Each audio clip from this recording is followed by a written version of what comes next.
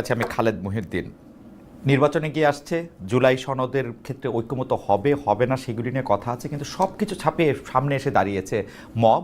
তবে তা আসলে মব না প্রেশার গ্রুপ, আইন হাতে তুলে নেওয়াটা কি আসলে ঠিক নাকি ঠিক না, সেটার সংজ্ঞা নিয়েও অনেকের মধ্যে অনেক রকম মত রয়েছে। এসব নিয়ে জানার জন্য, কথা বলার জন্য আজ আমাদের সঙ্গে রয়েছে নাগরিক ঐক্যের সভাপতি মাহমুদুর রহমান মান্না। যেন মাহমুদুর রহমান মান্না, আপনাদেরকে আমাদের অনুষ্ঠানে স্বাগত জানাই। আপনার সময়ের জন্য আমাদের শুভেচ্ছা এবং কৃতজ্ঞতা জানবেন। আমাদের সঙ্গে আরও থাকছেন রাজনীতি বিশ্লেষক জনাব আশরাফ কায়সার। আশরাফ ভাই, আপনাকেও আমাদের শুভেচ্ছা, কৃতজ্ঞতা, আপনি আমাদের সময় দিয়েছেন সেজন্য আমাদের ধন্যবাদ জানবেন। মান্না ভাই, আমি আপনার কাছে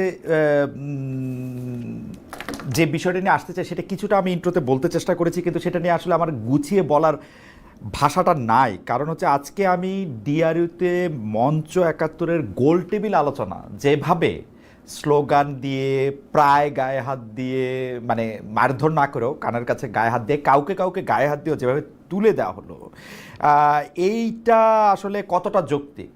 কেউ কেউ ফেসবুকে লিখছেন এই আব্দুল লতিফ সিদ্দিকী তো শেখ হাসিনার ছেলের কথা বলে জেলে পর্যন্ত গিয়েছিলেন, মন্ত্রিত্ব হারিয়েছিলেন, তাকে আওয়ামী লীগ আর কখনো একসাথে করে নাই। করুক না করুক, মানে তিনি আওয়ামী লীগ করে না না করে সেটার জন্য আইন আছে।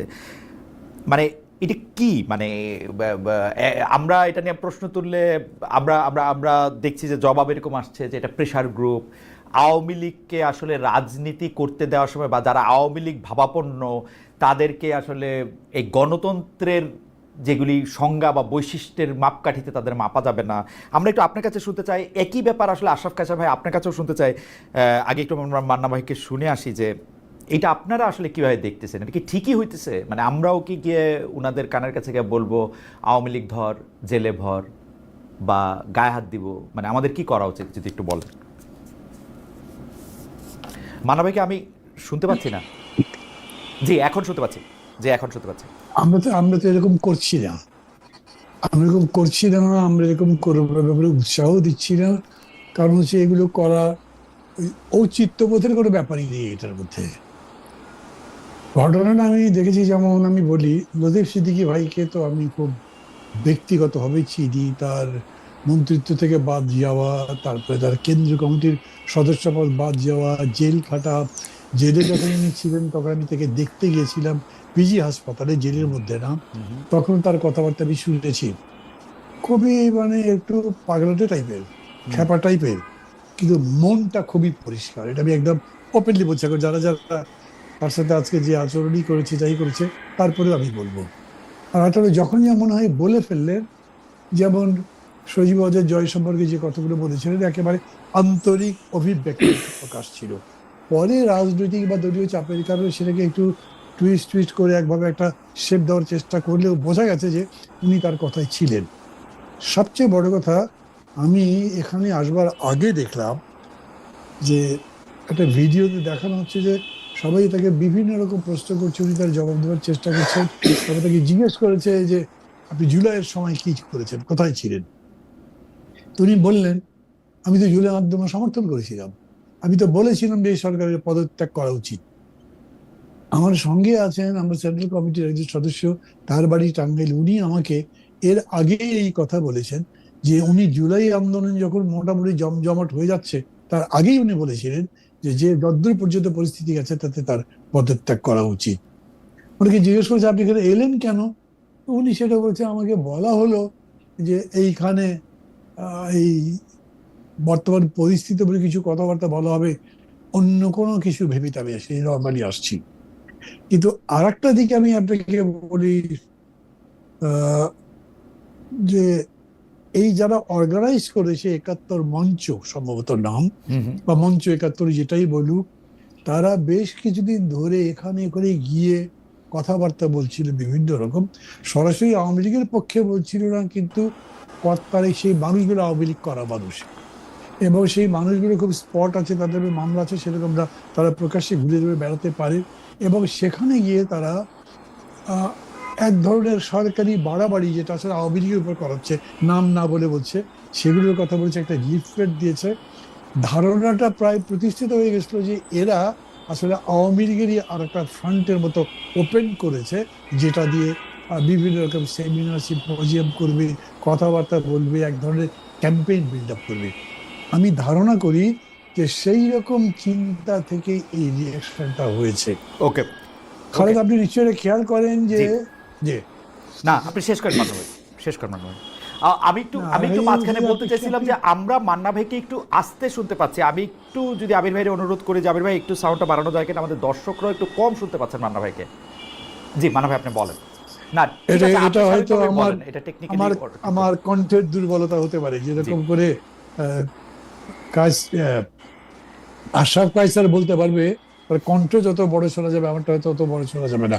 আমার মনে সেকেন্ড পয়েন্টটা ছিল এইরকম যে এই যে, আচ্ছা পয়েন্ট আমি পরে বলি, আশরাফ মানে ভাই আমি কায়সার একটু ঘুরে আসি। প্রশ্নটা করি। আমাদের দর্শকরা আপনাকে অনেকে শুনছেন, কেউ আপনাকে বলছেন যে আপনার কণ্ঠটা একটু কম শোনা যাচ্ছে, আবার কেউ একটু এইটা বলছেন যে আপনার কণ্ঠটা কি বিএনপি রোধ করে দিল নাকি কেউ, সেইটা একটা কথার কথা, আমি সেইটা ধরতেছি না। একজন একজন বলতেছিল যে উনার নাম মমিন মমিন, উনার কথাটা আমার কাছে একটু প্রণিধানযোগ্য মনে হচ্ছে, উনার নাম মমিন মমিন। উনি বলছেন মব শুরু করেছিল আওয়ামী লীগ। আমি কিন্তু এই কথা মানি যে মব আওয়ামী লীগ শুরু করেছিল, কিন্তু এই সরকার বা যারা মব করে তারা কি আওয়ামী লীগের অনুসারী? ওই সময়ও কিন্তু আমরা দেখতেছিলাম যে সবগুলি দোষ, মান্না ভাই আপনি আমার সাথে অনুষ্ঠানে ছিলেন, যে কিছুইলেই ওরা বলতো যে এরা জামাত বিএনপি এই জিনিসটা করে। তো জামাত বিএনপি কি সরকার চালায়? ওই সময় সরকারের মন্ত্রীদের আমরা এই প্রশ্ন করতাম। আওয়ামী লীগ মব শুরু করছিল বলে কি এইগুলি আমাদেরও করতে হবে? ওরা ডিসগাইজ করে, ওরা যদি দল করে, ওদের যদি সামনে আসার সাহস না থাকে, এইটাই তো নৈতিক পরাজয়। এর চেয়ে মানে এইটা এখন আমাদের উদযাপন করতে হইলে কি এইটা আমাদের ওয়ে, বা এটা আমরা কেন করতেছি আসলে? মানব যদি একটু মানে বলতেন দুটো আমরা দিক একটু যাই। বলি, দুটো দিক বলি খালেদ। প্রথম জি। কথা হচ্ছে, এখন যে সরকার আছে এটা একটা বায়বীয় সরকার, এটা একটা পানির মতো তরল সরকার। এর কোনো শেপ নেই, কোনো কালার নেই, এটাকে ঠিক টাচ করা যায় না। এদের কোনো রেসপন্সিবিলিটি সেরকম করে মনে হয় না। মানে অনেকগুলো ঘটনা বলা যাবে যেখানে সরাসরি সরকারের দায় নেওয়া উচিত, সরকার এই ব্যাপারে একেবারে উদাসীন। এরকম মেলা ঘটনা অতীতে তো দেখেছেন, আমি কাহিনী বাড়াতে চাই না, উদাহরণ বাড়িয়ে মূল কথা বাদ দিতে চাই না। এই কারণে হয়েছে কি, এই যে মব তৈরি হচ্ছে, এই মবই তৈরি হবে কিরকম করে বলেন? যেরকম যখন আপনার ওই যে টুঙ্গিপাড়ার ঘটনাটা ঘটলো, এটা খুব সিম্পল ব্যাপার ছিল, একটা 144 জারি করে দিতেন, উভয় পক্ষকে রেস্ট্রিক্ট করে দিতেন, মাঝখানে পুলিশ আর্মি দাঁড়িয়ে যেতে, কিছুই হতো না, গভর্নমেন্ট করেনি। এইখানকার ব্যাপারটা হচ্ছে যে এই কাজটা যে হচ্ছে, মানে তারা একটা সেমিনার করতে যাচ্ছে এবং সেটা প্রতিরোধের চেষ্টা হচ্ছে, দুটোই ইন্টেলিজেন্স কি জানেনি, কিন্তু তারা কিছুই করে নাই। মনে হচ্ছে যে তারা এটা এরকম করে উস্কেই দিচ্ছে বোধহয়। তারা নিজেরা করছে, তারা নিজেদের করছে, তাই করছে যারা, তারা বিভিন্ন রাজনৈতিক দলের শুধুমাত্র সমর্থক না, তাদের কর্মীও আছে যারা এইটা লোকজন নিয়ে আসছে এবং কর্মীদের নিয়ে আসে, এবং তাদের দিয়ে জিনিসটা মব দেখাচ্ছে। মব মানে বেশিরভাগ ক্ষেত্রে এগুলো ঠিক মব না, এগুলো দলের অনুরক্ত ভক্ত কর্মী সমর্থক, তাদের নিয়ে এসে একটা ইমোশনকে ফর্ম করে কাজটা করা হচ্ছে। তবে জিনিসটা দিন দিন কমছে, এটাও অবজার্ভ করবার মতো। দিন দিন কমছে বলে মনে করছেন মান্না ভাই? আমি একটু আশা ভাইয়ের কাছে আসি, যে আশা ভাই একই প্রশ্ন, যে আমরা আসলে এইটা কেন করতেছি? আজকের যে ঘটনা ঘটেছে এটি নিয়ে কলঙ্কজনক একটি ঘটনা, নিন্দা করা ছাড়া এবং এটি যেন আর না ঘটে এরকম করে আমাদের বলা ছাড়া আর কোনো পথ নেই। কিন্তু আমি বলি যে এই মঞ্চ ৭১ কারা? এই মঞ্চ ৭১ কয়েক মাস ধরে আওয়ামী লীগের একটা সফট ন্যারেটিভ বাজারজাত করার চেষ্টা করছে। আপনি জানেন খালেদ, আওয়ামী লীগ বিপদে পড়লে মুক্তিযুদ্ধ তাদের একটা অবলম্বন হয়ে ওঠে, এবং অতীতে শেখ মুজিব তাদের অবলম্বন ছিল, এখন আর সেই অবলম্বনটি নেই। কাজেই মঞ্চ ৭১ বলে জেরাই খান পান্নাকে সামাজিক যোগাযোগ মাধ্যমে এবং ১৫ই আগস্টকে ঘিরে আমরা একটা উত্তেজনা, অদায়িত্বশীল উত্তেজনা তৈরি করতে দেখলাম। আজকেও কিন্তু উনি ওনার আমন্ত্রণে লতিফ সিদ্দিকী ওখানে গেছেন, কিন্তু হোস্ট নিজেই সেখানে ছিলেন না। এবং মঞ্চ ৭১ বলে যারা যোগ দিয়েছেন তারা কেউ কেউ টকশোতে আওয়ামী লীগের পক্ষে সফট ন্যারেটিভ বিতরণ করেছেন গত কয়েক সপ্তাহে। তাই বলে তাদের সভা সমাবেশ করার অধিকার নাই, গোল টেবিল করার অধিকার নাই, অথবা আমি গিয়ে শারীরিকভাবে আক্রমণ করব, এটি কোনোভাবেই যুক্তিযুক্ত না। এই সংস্কৃতি থেকে আমাদের বেরোতে হবে। একে মব, প্রেশার গ্রুপ বা অন্য কোনো নামে ডেকে এর যে ভয়াবহতা সেটি যেন আমরা কমিয়ে না দিই। আমি শুধু একটু বলি, জাদুঘরের সামনে ইঞ্জিনিয়ার ইনামুল হক বলে এক লোক প্রতিবাদ করছিলেন শেখ হাসিনার বিরুদ্ধে, তাকে দিবালোকে এসে যুবলীগ বা ছাত্রলীগের লোক চর মেরেছিলেন। মাহমুদুর রহমান আমার দেশ সম্পাদক, তাকে কোর্টে তাকে আক্রমণ করে রক্তাক্ত শরীর করেছিলেন, তার গাড়ি ভেঙে দিয়েছিলেন। আবুল আসাদ দৈনিক সংগ্রামের সম্পাদক, বয়োবৃদ্ধ মানুষ, তাকে পাজাকোলো করে ওই অফিস থেকে বের করে দেওয়া হয়েছিল। ওই ঘটনাগুলো কিন্তু আওয়ামী লীগ শাসন আমলে ঘটেছিল। আজকে যারা নিন্দা করছেন তারা কি ওই ঘটনার সময় কোনো টু শব্দ করেছেন?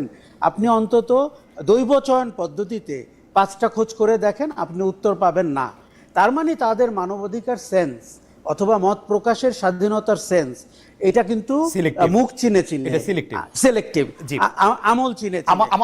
এই ঘটনা আমার দুইটা মানে উত্থাপন আছে, ঠিক প্রশ্ন না। মানে একটা হচ্ছে আওয়ামী লীগের পক্ষে সফট ন্যারেটিভ তৈরি। আমি কিন্তু আওয়ামী লীগকে মানে আপনাকে যেহেতু আমি ফলো করি, আমি আপনাকেই বলি যে আপনি যতটা শক্তিশালী ভাবেন আমি আওয়ামী লীগকে অতটা শক্তিশালী ভাবি না।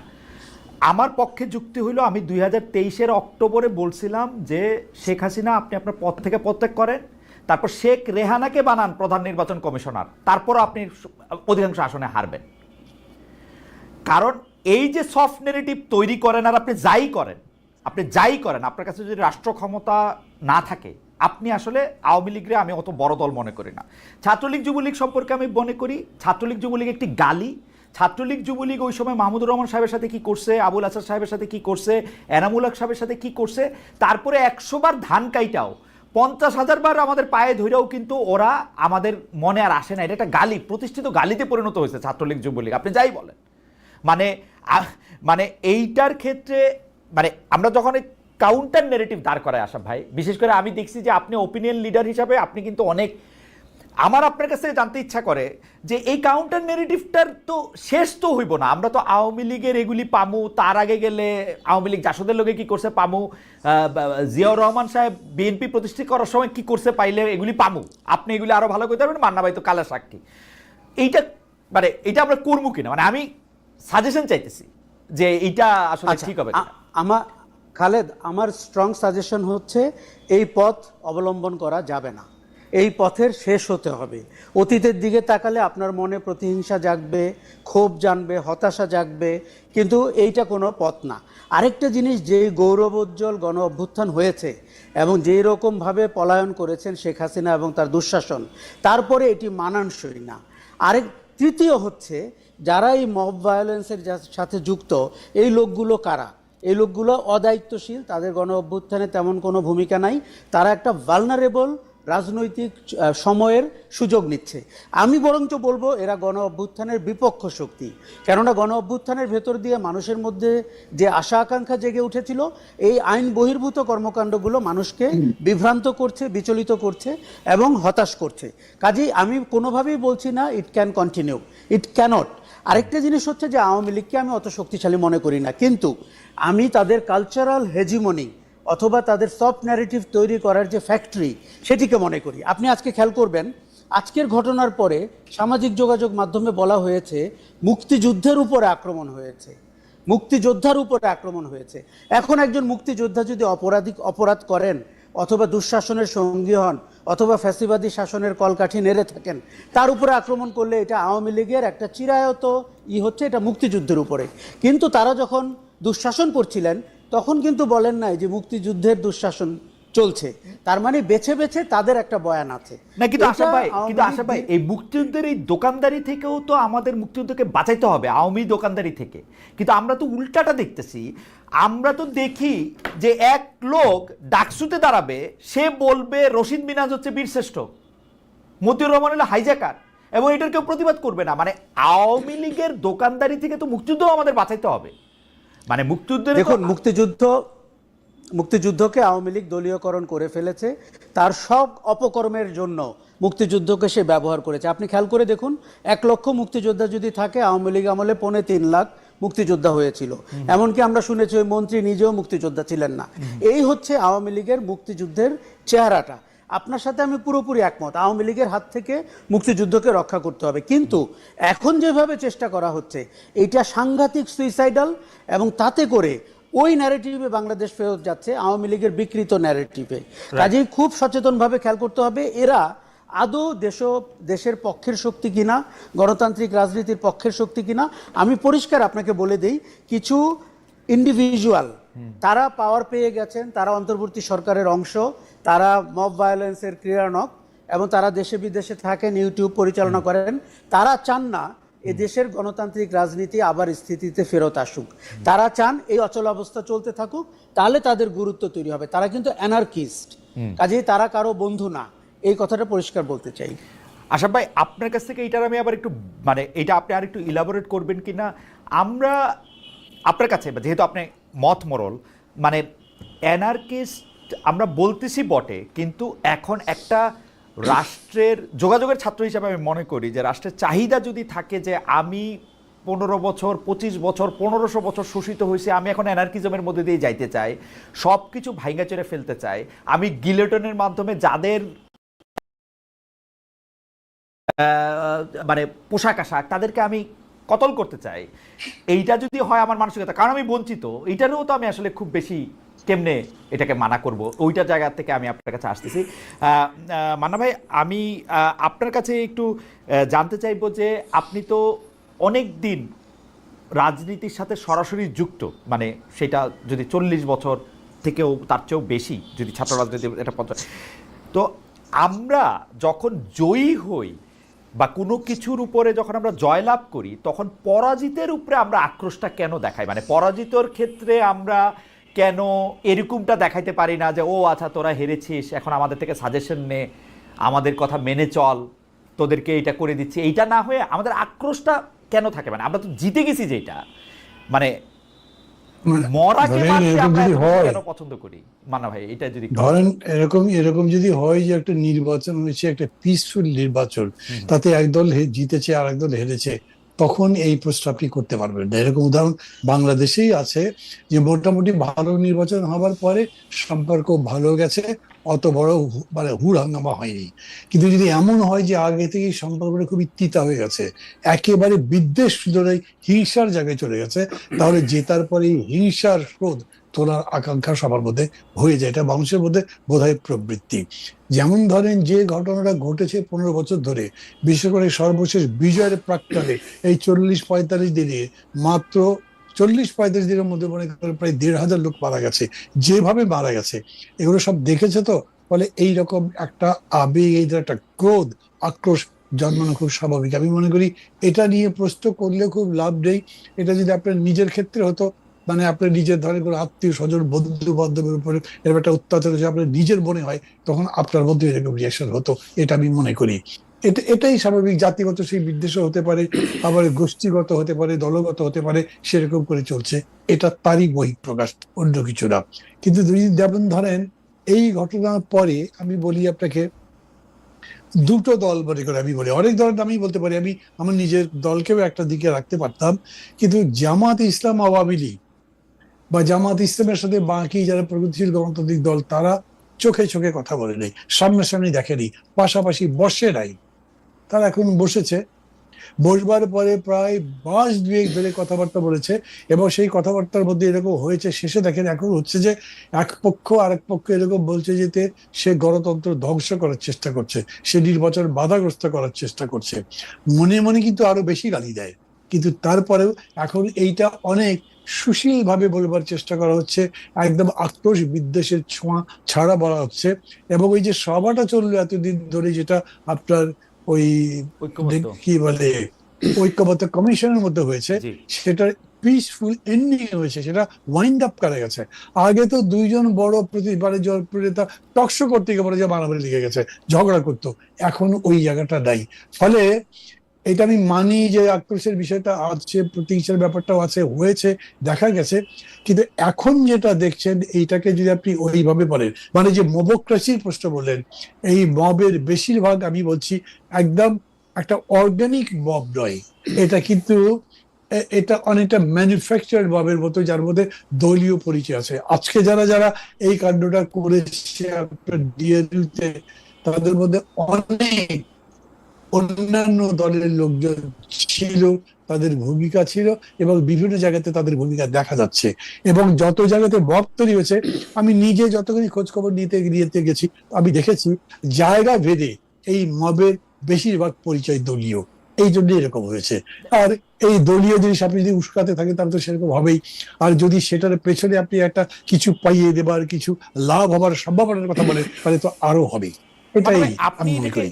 আপনি এটাকে দলীয় বলতেছেন, মানে মানে কোন দলের লোক তারা বা কাদের? না, দলীয় বলছি না, আমি বলছি যে দলের বিবেচনাতেই আসছে, কোন কোন দলের উদ্যোগে হয়েছে, দলীয় সামগ্রিকভাবে তা না। এখন মনে করেন আচ্ছা, বুঝছি। 5টা দলের আক্রোশ আছে, হুম, হুম। 5টা দলের লোকজনই আসছে, তার মধ্যে কোনো দলের বেশি আছে, পার্টিসিপেশন দেখে বোঝা যাচ্ছে যে এই দল বেশি পার্টিসিপেট করছে। আর মব বলতে যা বোঝায়, আবার বলে অর্গানিক যদি বলেন, তাহলে তাদের পার্টিসিপেশন খুব হয়েছে বলে আমি মনে করি না। একটু আশরাফ ভাইয়ের কাছে আসতে চাই। আশরাফ ভাই, আপনি অ্যানার্কিস্টের জায়গা থেকে আপনি একটু বলতেছিলেন, আমার কাছে আমি সরলভাবে বুঝি যে সাপ্লাই হয় হচ্ছে ডিমান্ডের উপর নির্ভর করে। আমাদের ডিমান্ড তো এখন অ্যানার্কিজমের দিকে, তাই না? আর মান্না ভাই যেটা ইঙ্গিত করলো সেটার থেকে, বা যেটা স্পষ্ট বললো আর কি, দল সরাসরি না বললেও দলের একটা উৎসাহ বা মানে একটা আয়োজন ছিল, সেইটার ক্ষেত্রে যদি আপনি একটু মন্তব্য করতেন। আমি আমি প্রথমে বলি ডিমান্ড আছে। কারণ পরিস্থিতি হচ্ছে যে আজ পর্যন্ত 12 মাস পরেও এই যে গণহত্যা অথবা আয়নাঘর, গুম খুন, এর কোনো কিছুই আওয়ামী লীগের কোর নেতৃত্ব, কমান্ডাররা তো বটেই, এমনকি তাদের যারা সমর্থক, শুভানুধ্যায়ী, তাদের মধ্যে আমরা কোনো অনুশোচনা দেখতে পাইনি। কি দেখতে পেয়েছি? জুলাই একটা ষড়যন্ত্র ছিল। কি দেখতে পেয়েছি? জুলাইয়ের ভেতরে জামাত শিবির নেতৃত্বে ছিল, জঙ্গিরা দেশ নিয়ে গেছে, মার্কিন যুক্তরাষ্ট্র সাহায্য করেছে। এই যে ন্যারেটিভটা, এটি এখনও আপনি বা কলকাতায় যারা পলাতক আছেন, গত সরকারের অপতথ্য মন্ত্রী অন্যান্যরা, তারা কিন্তু একই কথা বারবার বলছেন। তাহলে মানুষের ভেতরে ক্ষোভ সঞ্চার হচ্ছে যে আওয়ামী লীগ অপরাধ করেছে, অপরাধ করে পালিয়ে গেছে, কিন্তু স্বীকার করছে না, অনুশোচনা করছে না। এটি একটা। দ্বিতীয় হচ্ছে, অন্তর্বর্তী সরকারের একটি চরম ব্যর্থতা হচ্ছে গণহারে হত্যা মামলা দেওয়া। আপনি যদি সৃজনশীল অপরাধগুলোকে সৃজনশীল মামলায় আনতে পারতেন, তাহলে 100 বছর গল্প করতে পারতেন আওয়ামী লীগের অপশাসনটি কেমন ছিল, অর্থনৈতিক অপশাসন, রাজনৈতিক ইত্যাদি, এবং মানুষ তখন অনেকটা স্বস্তি পেত যে হ্যাঁ, এই লোকগুলোকে তো আমরা ঠিকভাবে বিচার হতে দেখছি। এখন তারা মনে করছে যে এই বিচার সঠিক হচ্ছে না, এবং তারা যে কোনো সময় ফুলের মালা নিয়ে বেরিয়ে চলে আসবেন। জামিন পেয়ে আপনি দেখেছেন যে কেউ কেউ জামিন পেয়েছে, এবং তা নিয়েও যথেষ্ট উষ্মা ছড়িয়েছে সমাজে। কাজেই এই ডিমান্ডটা বাজারে আছে যে মানুষ কখন আইন হাতে তুলে নিতে চায়, যখন সে ফিল করে যে আইনানুগ পথে কিছু হচ্ছে না, যখন সে এই যে মান্না ভাই বায়বীয় বলল, আমি তো সরকারকে অনেকদিন থেকে অথর্ব সরকারও বলি। আমি ডিমান্ডের কথাটা কেন বলতেছি আশরাফ ভাই, আমি খেয়াল করি মান্না ভাইও অন্য প্রসঙ্গে বক্তৃতা দিতে সময় অন্য জায়গায় এটা বলতেছেন। আপনি তো টেলিভিশনে অনেকবার বলছেন যে ভাই, যারা যেই মামলায় যেই কারণে অভিযুক্ত তাদেরকে এরকম করে একটু কষ্ট করে একটু খাইটাগুটি একটা মামলা দাও। এই মানে ইন জেনারেল সবার নামে গণহত্যা মামলা টামলা যেগুলি দিতেছো, কিন্তু আমরা গণহত্যার বা অন্য কোনো হত্যার মামলার এমন একটা লোককে দেওয়া হইতেছে যে লোকটার সাথে এই হত্যার সম্পর্ক নাই থাকার কথা, কিন্তু আমরা তো দেখি নাই কেউ এটার প্রতিবাদ করতে। আমি নিজেই শাকিল রূপা কেন 12 মাস ধরে কারাগারে, জামিন কেন হয় না, ওর মেয়ে ফোন করে, আমি ফোন ধরি না, আমার লজ্জা লাগে, যে আমার কাছে মনে হয় ওর তো জামিন তো হইতে পারে, শাকিলের সাথে আমার সাংবাদিকতা নিয়ে দ্বিমত থাকতে পারে ওর, কিন্তু ওর নামে হত্যা মামলা, ওদের দুজনের জামিন হবে না, এটা কেমন কথা? এই কথা তো আমিও বলতে পারি না। এই কথা আমি বলতে সময় 7 বার চিন্তা করি। আমারে বলবে যে তুমি আইসো হচ্ছে জুলাই মাসে কই ছিলা, জুলাই মাসে কই ছিল খুঁজেও দেখে না। খালেদ, আমি আপনাকে একটা ব্যক্তিগত অভিজ্ঞতা বলি। এই যারা জেলে আছেন তাদের একজনের জামিন নিয়ে আমি একটা পোস্ট দিয়েছিলাম, ব্যক্তির নাম শাহরিয়ার কবির। এখন যেহেতু উনি আমার মেন্টর ছিলেন, একসময় সাংবাদিকতা শিখিয়েছেন, আমি বলেছি যে ভদ্রলোকের অপরাধ, অনুসন্ধান, তদন্ত, বিচার সবই চলুক, কিন্তু তার পারিবারিক ব্যাখ্যা বিশ্লেষণ করে আমি বলেছিলাম তাকে কি জামিন দেওয়া যায় কিনা, এমনকি বয়স বিবেচনায়। আপনি অবাক হয়ে লক্ষ্য করবেন কোনো কমেন্ট আমার মতকে শ্রদ্ধা করেনি, আমাকে নতুন দালাল সহানুভূতিশীল ইত্যাদি ইত্যাদি শুনতে হয়েছে। শাকিল রূপার ক্ষেত্রেও তাই। আমি মনে করি তাদের জামিনের অধিকার রয়েছে, এবং কিন্তু পাশাপাশি আমি যেটি বলতে চাই, তারা যে অপরাধ করেছেন বা অভিযোগগুলো যা রয়েছে সেই মামলাগুলো যেন সাজানো হয়, তাহলে আমরা জানতে পারবো যে ক্রিমিনালাইজেশন অফ মিডিয়া। অ্যাবসলিউটলি। আমরা আজকে খায়রুল হক সাহেবের নামে হত্যা মামলা না হইয়া যদি আমরা উনার রায় টেম্পারিং এর মামলা, উনি উনার ব্রাদার জাজদেরকে বলছেন কিনা যে তুমি রায়টা এইভাবে করে লেখো, এইটার যদি আমরা গবেষণা করে বাইর করতে পারতাম, এইটা আমাদের জন্য একটা মাইলস্টোন হইতো। কারণ আমরা কি করলাম, এইটা যুগান্তকারী হতো। ধরেন উনি, আচ্ছা আপনি ভাবুন তো, একজন লোক মারা গেছে এবং 432 জন মিলে তাকে মেরেছে। এইটা আপনি কোনো আদালতে, আপনি আপনার নিজের যথেষ্ট ব্যাকগ্রাউন্ড আছে, এই মামলা টিকবে? একটি মামলা টিকবে, শোনেন, একটি মামলা টিকবে না।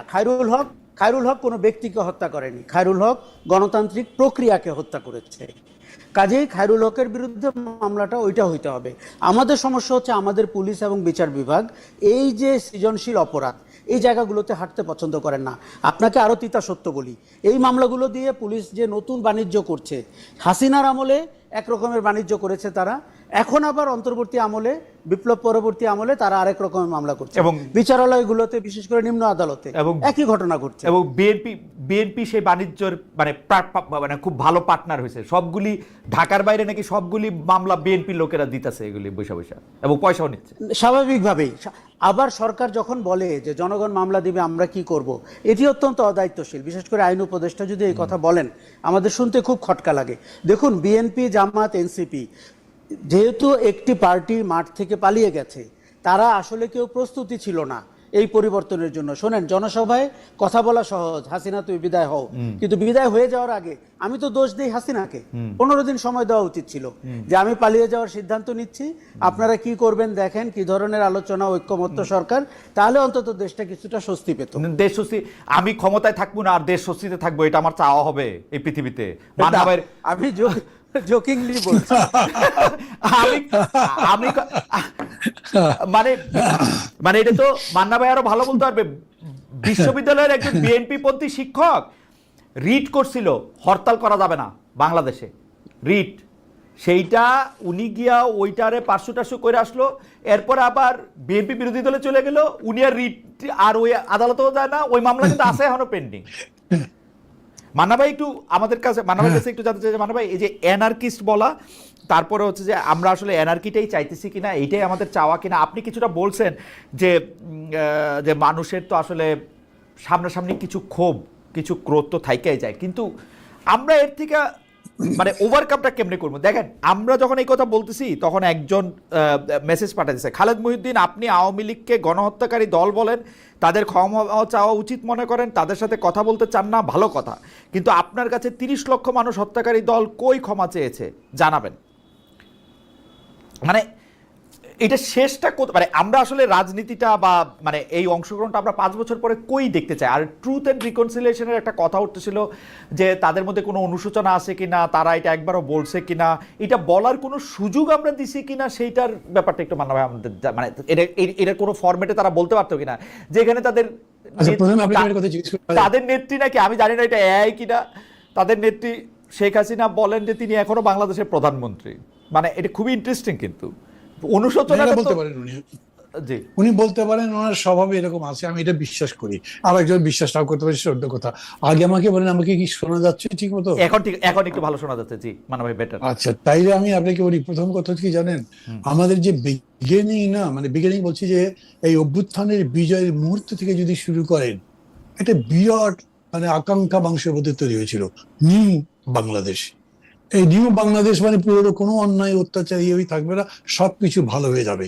কিন্তু সেই সময় একটা বড় ধরনের ডিফারেন্সের কথা আমি আপনাকে বলি, সমগ্র জাতীয় ঐক্যবদ্ধ হয়েছে বলছি না, কিন্তু এখন দেখেন নাই, ইসলাম বলে যে আমরা বলেছিলাম একটা জাতীয় সরকার হওয়া উচিত, কিন্তু বিএনপি রাজি হয়নি। বিএনপির পক্ষ থেকে মির্জা ফখরুল কিংবা কেউ কিন্তু প্রতিবাদ করেনি যে না, তারা জাতীয় সরকার চাননি, বলেননি। তার মানে একটা গভর্নমেন্ট রিপ্লেস করলেন, আর একটা গভর্নমেন্ট কেমন আসবে সেই ব্যাপারে আপনাদের ঐক্যবদ্ধ ছিল না।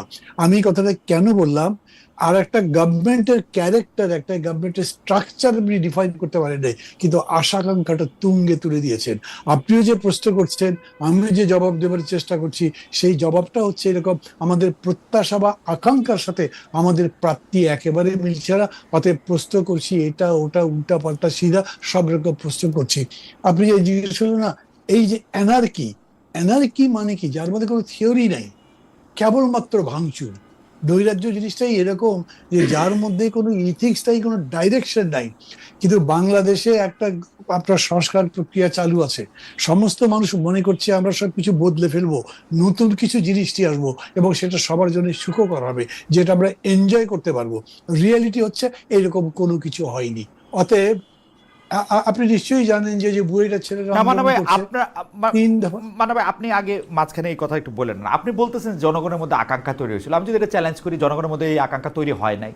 আমি যদি বলি জনগণের মধ্যে আকাঙ্ক্ষা তৈরি হয়েছিল আওয়ামী লীগকে শাস্তি দেওয়ার জন্য, তারপরে কি হবে কি না এটা জনগণ জানতোই না। এটা আপনি জানতেন, কিন্তু মানে আপনি আপনি খুব মানে জনগণ জানতো না, না, কারণ আমি আমি এর কোনো ওইরকম লক্ষণ করে দেখি যদি নাই। বলেন তাহলে আমি আকাঙ্ক্ষার কোনো লক্ষণ দেখি নাই ওইরকম আমি। করে ওইরকম করে যদি বলেন তাহলে আমি বলবো আমিও জানতাম না। এই যে এই আকাঙ্ক্ষাটা হয় খুবই ব্রডলি, এত এটা আপনার পার্টিকুলারলি পায়া আপনি সুইচ। বুঝতে পারবেন না। পায়ের সুইচটা আপনি মনে করছেন যে এই জুলুমটা গেছে, এই জালিমটা গেছে, তাহলে এখন শান্তি হবে, এটা হলো কমন আইডিয়া। এটা বলছি, মুক্তিযুদ্ধের সময় কেউ বলে নাই আমরা এই যে 4 মূলনীতির কথা বলা হয়েছিল, এই এই আপনার গণতন্ত্র, ধর্মনিরপেক্ষতা, সমাজতন্ত্র, এগুলো মানুষের মধ্যে ছিল না। এইখানে ধর আমরা যেরকম করে বলছি সেকেন্ড রিপাবলিক, এগুলো মানুষের মধ্যে ছিল না। কিন্তু কমন জিনিস হচ্ছে এই অত্যাচারটা থাকবে না, এই নির্যাতন থাকবে না, এত কষ্ট থাকবে না। এটা সব মানুষেরই আকাঙ্ক্ষা, প্রত্যেক মানুষই তার জীবন আরো উন্নত করতে চায় না? তো যখন আপনি এগ্রিগেটলি যাচ্ছেন, তো এগ্রিগেট ইন্টারেস্টটা হচ্ছে যে রাষ্ট্রটা বেটার হবে, সমাজ বেটার হবে, সরকারটা ভালো হবে। এই অর্থেই বিষয়টাকে ধরেন। এত তারা স্পেসিফাই করে ল্যাঙ্গুয়েজ দিয়ে কত সুন্দর সুন্দর ভাবে ভাবছে, ওই জিনিস ভাববেন না। তাহলেও আপনি দেখবেন ওটার সাথেও মেলে নাই। কারণ হচ্ছে যে এখন সে থানায় যাচ্ছে, সে মামলা দিতে পারছে না, জিডি নিচ্ছে না, তদন্ত করবার জন্য বলছে পুলিশ নড়ছে না, এখনো টাকা দিলে পুলিশও নড়ে না, অফিসারও নড়ে না, সে মনে করছে কোনো জিনিসই হয় না। এটাও একটা এনার্কি মনে হচ্ছে তার কাছে, এবং সবকিছুর উপর অনাস্থা দিচ্ছে। সেই রকম সময় আবার খেয়াল করেন, সরকার যারা আছে তারা কোনো আশার কথা শোনেন নাই, কোনো কনফিডেন্সের কথা শোনেন নাই, এবং তারা যে একটা সাকসেসফুল হওয়ার জায়গায় যাবে তা না। যখন ডক্টর ইউনূস বলেন যতদূর আমরা ঐক্যবদ্ধ হই ততদূর করবো, যতদূর পারি না ততদূর ছেড়ে দেবো, তার মানে আপনি তো সারেন্ডার করলেন, ফাইট করে দিয়ে আসবে তা বলছেন না, আর্গুমেন্ট করে দিয়ে আসবে তা বলছেন না, আপনি এরকম করে বলছেন না যে আমি রুল করব ওভার এনার্কি, তা বলছেন না। মানে এনার্কিটা কিরকম হচ্ছে, যার যেরকম ইচ্ছা বেরিয়ে বেরিয়ে বসিল করছে, যেরকম ইচ্ছা সেরকম দাবি তুলছে, ওটার মধ্যে কিন্তু লজিক আছে। আপনি যখন বলছেন যে আমি এটা বৈষম্যহীন সমাজ করব, তখন বেতনের ক্ষেত্রে যত বৈষম্য আছে, যতগুলো স্কেল আছে, প্রত্যেক জায়গাতে আছে, তারা প্রত্যেকেই তো ধর্মঘট করতে পারে, আন্দোলন করতে পারে, তা দেখে আপনি নৈরাজ্য ভাবতে পারেন, কিন্তু এটা হয়তো নৈরাজ্য নয়। এটাই আমি বলতে চাইছি যে সামগ্রিকভাবে মানুষ এই নৈরাজ্যের জায়গায় চলে গেছে, আমি তা মনে করি না। কিন্তু ধরেন আমি যে কয়েকদিন আগে 2-3 দিন ধরে এলাকায় ছিলাম, বিশ্বাস করবেন আমি এটা ইউনিয়নের মধ্যে ঘুরেছি, যে মানুষের সাথে যোগাযোগ করবো, হেঁটেছি, হুন্ডায় গেছি বা গাড়িতে গেছি, অনেক হাজার হাজার লোকের সাথে দেখা হচ্ছে, প্রত্যেক মানুষের মধ্যে মনে হচ্ছে যে নির্বাচন লেগে গেছে, এবং আমাকেও সেরকম বলছে, ঠিক মানে নির্বাচনের প্রার্থী হিসেবে যেরকম করে সেরকম করছে। তো মানুষ এর মধ্যে ঢুকে গেছে, কেউ মনে করছে না মানুষ নির্বাচন নিয়ে আগ্রহী নাই। আপনি এটা খুবই পরিধানযোগ্য কথা বলছেন। আমি একটু আশাফ ভাইয়ের কাছে আসি, যে আশাফ ভাই আপনি যদি একটু বলেন জনগণের মধ্যে ওই আকাঙ্ক্ষা তৈরি হয়েছিল কিনা, যেটাকে একটা আদর্শ জায়গা থেকে এটা বলা যেতে পারে। আরেকটা জায়গা আমার অবজারভেশন হচ্ছে যে মান্না ভাই বলতেছিলেন যে এই সরকার কিছুটা নির্লিপ্তভাবে দেখতেছেন, আমি দেখি যে পুরাটাই নির্লিপ্ত। আমার কাছে মনে হয় ইউনূস সাহেব একটা ধাবমান ট্রেনে বসে আছেন, উনি ট্রেনের জানালা দিয়ে দিনটা দেখতেছেন, একবারের জন্য স্টেশনে নামতেছেন না, এবং এই এই এই জায়গাটার থেকে উনার স্টেশন, ভালো স্টেশনটা আসলে উনি ভালো করে নামে পড়বেন। আবার প্রথমে বলি জনগণের আশা আকাঙ্ক্ষার জায়গাটা, পৃথিবীর কোথাও পরিবর্তনের সময় জনগণ একাডেমিক ল্যাঙ্গুয়েজে তার আশা আকাঙ্ক্ষা বর্ণনা করে না। তিনি থানায় গেলে ব্যবহার ভালো পাবেন, বাজারে মাছ কিনতে অন্তত ছোট মাছটা কিনতে পারবেন, রাত্রেবেলা ঘুমাতে পারবেন, এগুলোই তার প্রত্যাশা। এগুলোকেই রাজনীতিবিদরা বা একাডেমিশিয়ানরা বসে রাষ্ট্রের সংস্কার করে, আপনার শাসনতন্ত্রের সংস্কার করে এবং অ্যাডমিনিস্ট্রেটিভ সব অর্ডিন্যান্স জারি করে আপনার কাছে পৌঁছে দিবে। এই আকাঙ্ক্ষা কিন্তু শুধু জুলাইতে ছিল তা না, এই আকাঙ্ক্ষা 15 বছর না, কিন্তু আশা ভাই আমি আমি আমি আমার শুধু 2 পয়সা দিয়ে রাখি, 2 পয়সার নোট অফ ডিসেন্ট। আমার কাছে মনে হয় যে এই আকাঙ্ক্ষার ব্যাপারটা আপনি আবার চেক করে দেখেন। আমার কাছে মনে হয় যে বাংলাদেশের মানুষ ভাবে যে আওয়ামী লীগ যে ফাইজলামিগুলি করছিল, এখন আওয়ামী লীগ গেছে, এগুলো এখন আমি করবো না, এটা ভাবে না। তাইলে এতগুলি ফালতু মামলা আসতো না, এতগুলি ফালতু মব সৃষ্টি হইতো না। আচ্ছা, প্রথমত হচ্ছে যে আপনি খেয়াল করে দেখবেন যে 36 দিনের আগেও এই যে 3000 মানুষ গুম হয়েছে, তাদের আত্মীয় পরিজন আছে না? তারা নিশ্চয়ই কায়মনোবাক্যে প্রার্থনা করেছে যে এই সরকার যেন যে কোনো ভাবে বিদায় হয়। কাজে আশা আকাঙ্ক্ষাটা ছিল এরপরে গুম হবে না, আয়নাঘর হবে না। না, এরপরে আমি গুম করব, ওই যে ও যে আমারে গুম করছে আমি তারে গুম করব, এটা হলো আমার আশা। আচ্ছা, এই প্রবণতা কিন্তু অস্বাভাবিক না। এখন কিন্তু তারা করেছে এখন পরে বা পাকিস্তান আমলের পরে আমরা কিন্তু ওই চেয়ারগুলোতেই বসতে চেয়েছি, পরিবর্তন করতে চাই নাই। আমরা চেয়েছি যে তাকে স্যার বলেছিলাম, এখন আমাকে স্যার বল। কাজেই পরিবর্তনটি সে নিজের নিয়ন্ত্রণে নিয়েছে, কিন্তু এইটা কত অংশ মানুষের মত, এটা তো গুটি কয় মানুষের কিভাবে? তারা তো ক্ষমতায়নের অংশ না। আমরা গ্যালারিতে আছি, আমরা ক্ষমতার অংশ না। আপনি খেলতেছেন, আমরা গ্যালারিতে হাততালি দিচ্ছি তো। না, নিশ্চয়ই দিচ্ছি। এই কালচারটিরও তো আমরা বলছি যে একটা পরিবর্তন দরকার, যে কারণে আমরা বলছি যে অপরচুনিটিটা কি হাতছাড়া হয়ে গেল কিনা। আচ্ছা, এবার ইউনূস সরকার সম্পর্কে আপনাকে আমি বলি, এটি একটা অভিনব সরকার। একটা ধরেন আগের তত্ত্বাবধায়ক সরকার 3 মাস থাকবে, তাদের মধ্যে আমরা তোড়জোড় দেখতাম। এই সরকারের তো কোনো মেয়াদকাল ছিল না, এখন না হয় নির্বাচনের সময়কাল দিচ্ছে। এটি একটি ধরি মাছ না ছুঁই পানির সরকার, এবং যে নিজে কোনো পানি লাগাবে না, কাদা লাগাবে না, আবার ভদ্রভাবে বলবে বাচ্চারা ঠিক হয়ে যাও, ছেলেরা সবাই লাইনে বসে পড়ো, কিন্তু কেউ যদি না বসে তার ব্যাপারে তার কোনো অভিমত নাই। এই যে সরকার 3 মাস আগের থেকে বলেছে যে তারা মবকে কঠোর হস্তে দমন করবে, কিচ্ছু দমন করেছে না? তারা বলছে মব হচ্ছে প্রেসার গ্রুপ। মন্তব্য করা ছাড়া আপনার আমার প্রিয় আমরা সচিব বলেছেন যে এটা প্রেসার গ্রুপ। দেখেন, আমরা প্রেস সচিবকে এই কথা বলতে শুনেছি। ইতিহাস ঠিক জানে এটিকে মব বলবে না প্রেসার গ্রুপ বলবে, কিন্তু আমরা সরকারটিকে দেখতে চেয়েছিলাম যে সে যেন ফ্যাসিলিটেটর হয়, সে যেন মডারেটর হয়। এবং মডারেটর কিন্তু কখনো কখনো দয়ালু হয়ে উঠলে হবে না। এই যে আপনি যে আজকে রাজনৈতিক দল দুটির কথা, বিএনপির কথা তো আমরা সবাই জানি, বিএনপি বদলেছে কিনা বিএনপির নেতারা বলতে পারবেন, আমরা দেখতে পাচ্ছি না। এমনকি যেই কারণে মানুষের ধরেন আশা আরো কমে গেছে যে ইলেকশন হলে তো হয়তো বিএনপি পাওয়ার আসবে, সেই বিএনপি, এটা আমাদের বক্তব্য। দ্বিতীয়ত জামাতকে তো আমরা মনে করছি, জামাত ভাবছে জামাত তো পাওয়ারে আছে, এই জন্য তার নির্বাচনে যাওয়ার দরকার নেই, নির্বাচনে গেলে তো সে অপোজিশন হয়ে যাবে।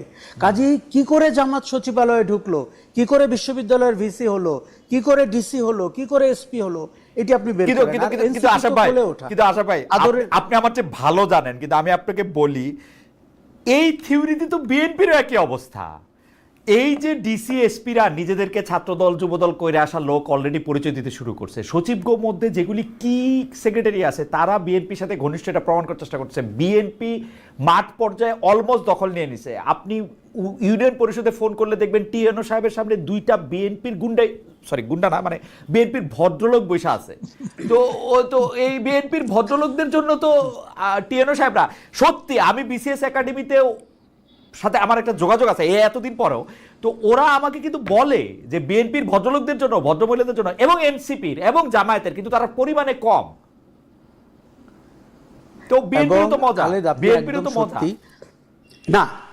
আপনাকে আমি বলি, এই সংস্কৃতিটা হচ্ছে তার পুরনো ছবি, তার পুরনো সার্টিফিকেট, তার কোনো একটা আত্মীয়, এগুলো ঘষা মাজা করে আপনার ঈদের আগে যেরকম বাস নামানো হয় না রংচং করে, সেরকম করে রাজনীতির পরিচয় কিন্তু মানুষ বের করছে। কোথায় তার সাথে বিএনপির কোনো একটা জেলা পর্যায়ে বা উপজেলা পর্যায়ের লোকের পরিচয় আছে। একই ঘটনা জামাতের। এই যে দলটি যে তাকে স্বকীয় বলতো, সৎ লোকের শাসন, কিন্তু তার কোনো ছিটে ফোঁটা আমরা এখন দেখতে পাচ্ছি না।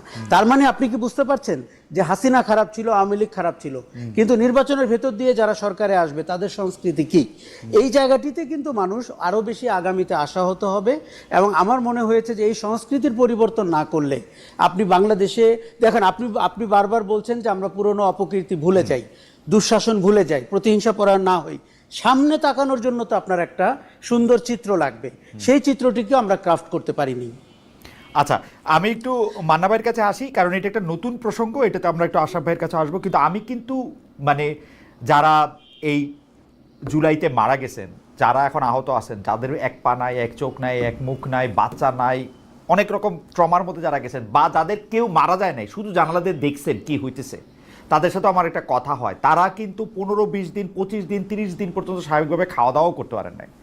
মানে যারা টিভিতে দেখছেন তারাও কিন্তু এটার মধ্যে, আমি মনে করি বিচার হওয়া উচিত। কিন্তু আমরা এই বিচারটা প্রতিষ্ঠা করাই জুলাই স্পিরিট আমার কাছে, বিচারটা প্রতিষ্ঠা করা, এই গণমামলা না দেওয়া, মব না করা।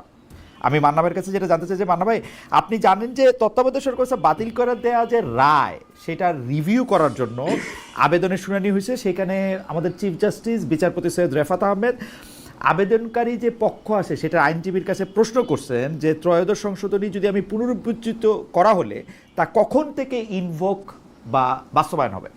আমি যে ডক্টর মোহাম্মদ ইউনূস সরকারকে বলতেছি যে ওরা আসলে ট্রেনের জানালা দিয়ে সুন্দর বাংলাদেশটা দেখতেছে, ধাবমান বাংলাদেশকে দেখতেছে, নামতেছে না, এসি ঠিক আছে ওইখানে, এখন ওই সরকারেরই 5 বছর থাকার জন্য, কারণ তিনি তত্ত্বাবধায়ক সরকার হলে ওরা তো আর 3 মাসের সরকার না, ওরা শেখ হাসিনার রেখে যাওয়া সময়টাই কি ওরা থাকার জন্য এইটা লক্ষ্য, না কি মনে হয়, মানে এই ক্ষেত্রে কি হবে আসলে? আমি কিন্তু সাংবিধানিক অবস্থাটাও বুঝি না। যেমন এইটা রিভিউ না করলেও এখন তো ত্রয়োদশ সংশোধনী বহাল, তার মানে আপনি তত্ত্বাবধায়ক সরকার ব্যবস্থার মাধ্যমে আপনি নির্বাচন দিবেন 90 দিনের মধ্যে, তাহলে ওর লেজিটিমেসি কি থাকে, ও যে সংবিধানের মাধ্যমে ক্ষমতাটা নিছে, মানে আমি বলতেছি ইউনূস সরকারের, এটা কি একটা প্যাচ ঘোচ আছে ভবিষ্যতের জন্য, নাকি অবশ্য প্যাচ থাকলেই কি আইসা বলবে অতীতের সব কাজ ঠিক আছে, প্রবলেম তো নাই নাকি? না, আপনি প্রশ্ন তুলে নিজে জবাবটা দিয়ে দিয়েছেন। আমি না এর চেয়ে বেশি জানি যে তা না। আমার কাছে এরকম মনে হয়েছে যে মানে এই অন্তর্বর্তী সরকার যে এতদিন আছে তার লেজিটিমেসিতে একটা প্রশ্ন আছেই। আপনি এখন তত্ত্বাবধায়ক সরকার মানলেন, সেটা কবে থেকে কার্যকর হবে সেই রায়ের উপরে তো এই গভর্নমেন্টের ভ্যালিডিটি, লেজিটিমেসি সবই ডিপেন্ড করে। অতএব তারা এই জায়গাতে ওয়ারিড আছে। তারা ওই কারণেই অ্যাপিলটা করেছে, যাতে ইমিডিয়েটলি এটা কার্যকর করা না হয়। তারা নির্বাচন দিয়ে দেবে, তারপরে হবে। তার মানে এই ইলেকশনের পর থেকে যাতে তত্ত্বাবধায়ক সরকার ব্যবস্থা চালু হয়, এটাই বর্তমান সরকার চায়।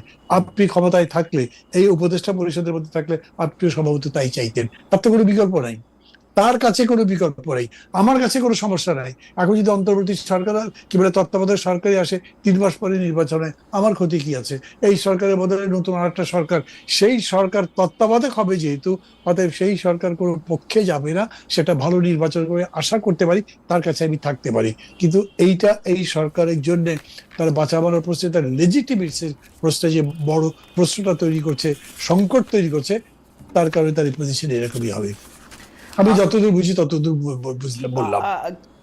কিন্তু মান্না ভাই, আমি ঠিক আছে, এইটা আশরাফের কাছে যাওয়ার আগে আপনি কি এক লাইন এটা বলবেন যে আমাদের উপদেষ্টারা ডক্টর ইউনূস সহ তারা সবাই বলেন যে তাদের যেহেতু আর কোনো নির্বাচন করার শখ নাই, বেশি দিন থাকার শখ নাই, তারা সবাই তো স্ব ক্ষেত্রে অনেক ভালোই ছিলেন, তারা এখানে আসতেছেন দেশের জন্য একটা সার্ভিস করার জন্য, সে সবই ঠিক আছে, কিন্তু যেহেতু তাদের কোনো কিছু কাউরে দেখানোর নাই, সেই জন্যই কি তারা একটু এরকম নির্লিপ্ত, মানে যেটা ভালো মনে করেন সেটা করলেন? মনে করেন আজকে যদি মনে করেন যে মানে প্রায়োরিটিটা ওইভাবেই ঠিক করলেন, আজকে যদি মনে করেন যে প্রায়োরিটি হচ্ছে গ্রামীণ ইউনিভার্সিটি দেওয়া, ওইটা দিলেন। আজকে যদি মনে করেন যে প্রায়োরিটি হচ্ছে যে একটা বিদেশে লোক পাঠানোর একটা কেন্দ্র করা, ওইটা করলেন। ব্যাপারটা কি এরকম? এইটা তো ঠিক, ধরেন যে যারা এখানে আছেন তারা, আমি মনে করি তারা প্রাথমিকভাবে এক ধরনের ড্রিম নিয়ে আসছিলেন। আমি যেটা ডক্টর ইউনূসের কথা, যেটা এই নাহিদ হাসান বাইরে এসে বললেন যে উনি পদত্যাগ করেছেন বা করবেন, সিদ্ধান্ত নিয়েছেন, তারপর উনি আবার আমাদের সবাইকে ডাকলেন না, তখন তার সাথে আমি কথা বলেছিলাম। তখনই বলছেন যে না না, আমি তো সিদ্ধান্ত নিয়েছি যে আমি থাকছি, আমি যাচ্ছি না। Why did you do that? এটা আপনি ভাবলেন কিভাবে? সেটা ব্যাখ্যা গিয়েছে। তখন তিনি বলছিলেন, যেটা করব বলে এসেছিলাম সেটা তো করতে পারছি না। সেটা কি করতে চেয়েছিলেন? সংস্কার ইত্যাদি ইত্যাদি। সংস্কার আপনি করে যদি না যেতে পারেন, তাহলে পরে যারা আছে তারা করতে পারবে। উনি তখন জবাব দিলেন না। তার মানে আপনি ধরে নেন এরা, উনি সহ তারা যে ড্রিম নিয়ে, যে আশা নিয়ে আসছিলেন, সেটা বাস্তবায়ন করতে পারছেন না। কেন? তার ব্যাখ্যা বহুভাবে দেওয়া যায়, কিন্তু বাস্তবটা হচ্ছে যে অবজেক্টিভ রিয়েলিটিটা প্রিভেইল করে সেটার উপরে তারা যেতে পারছেন না, সেটাকে কন্ট্রোলে আনতে পারছেন না। তার মানেই হচ্ছে যে তারা আইদার এটার সাথে কম্প্রোমাইজ করছেন, অথবা এটাকে যারা ডিকটেট করে তাদের সাথে কম্প্রোমাইজ করে পরের দিকে যাওয়ার চেষ্টা করবেন। অতএব ডক্টর ইউনূসের কথা খুব ক্লিয়ার। উনি যেদিন ফ্রান্স থেকে এসে নেমেছিলেন এয়ারপোর্টেও বলেছিলেন আমার কথা শুনতে হবে না, যদি শোনো তাহলে কিন্তু আমি আবার চলে যাবো। আশাফের কাছে একটু আসি। আশা ভাই, বাংলাদেশ একটা খুব অদ্ভুত দেশ, যে যেটা করতে চায় এটা নাকি সে করতে পারে না, আবার এটা পদে থাকে। আমি ওই যে ডেলি স্টারের যে সম্পাদক মাহফুজ আনাম সাহেব, মাহফুজ ভাইকে আমি ইন্টারভিউ করছিলাম জার্মানিতে, উনি বলতেছেন যা লিখতে চাচ্ছি তা লিখতে পারছি না, যা করতে চাচ্ছি তা করতে পারছি না। তাহলে আপনি আসেন কেন ভাই তাহলে এই পদে? তো ডক্টর মোহাম্মদ ইউনূসও নাকি যা করতে চাইতেছেন তা করতে পারে না। মান্না ভাই এটা যে বলছেন এটা আমি বুঝি উনার কিন্তু তাহলে উনি আসেন কেন? তাহলে উনি না থাকলেও বা কি হবে, এইটাও একটা প্রশ্ন। এই প্রশ্নের সঙ্গে যে প্রশ্নটা হচ্ছে বিচারপতি সৈয়দ রেফাত আহমেদের যে প্রশ্নটা আইনজীবীর কাছে করছিলেন সরকার কতদিন থাকবেন, সেটা নিয়ে যদি একটু করতেন।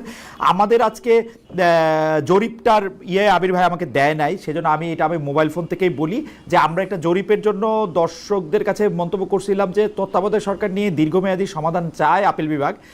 এই মন্তব্য করছেন প্রধান বিচারপতি সৈয়দ রেফাত আহমেদ। আমরা দর্শকদের কাছে জানতে চাইছিলাম যে প্রিয় দর্শক এর স্থায়ী সমাধান মিলবে কিনা। শতকরা 82% দর্শক মনে করছেন মিলবে, শতকরা 18% মনে করছেন যে মিলবে না। 36,000 দর্শক এটাতে ভোট দিয়েছেন। আশা ভাই, আপনি যদি 3টা বিষয় একটু বলতেন আমাদের। আচ্ছা, আমি প্রথমে বলি কাজ করতে পারছি না, এটা যে যখন বলেন আমার তখন এগুলোকে অজুহাত মনে হয়। কেননা উনি এই পদে আছেন কাজ করবেন বলে, কাজ করতে না পারলে উনি বিদায় নিক।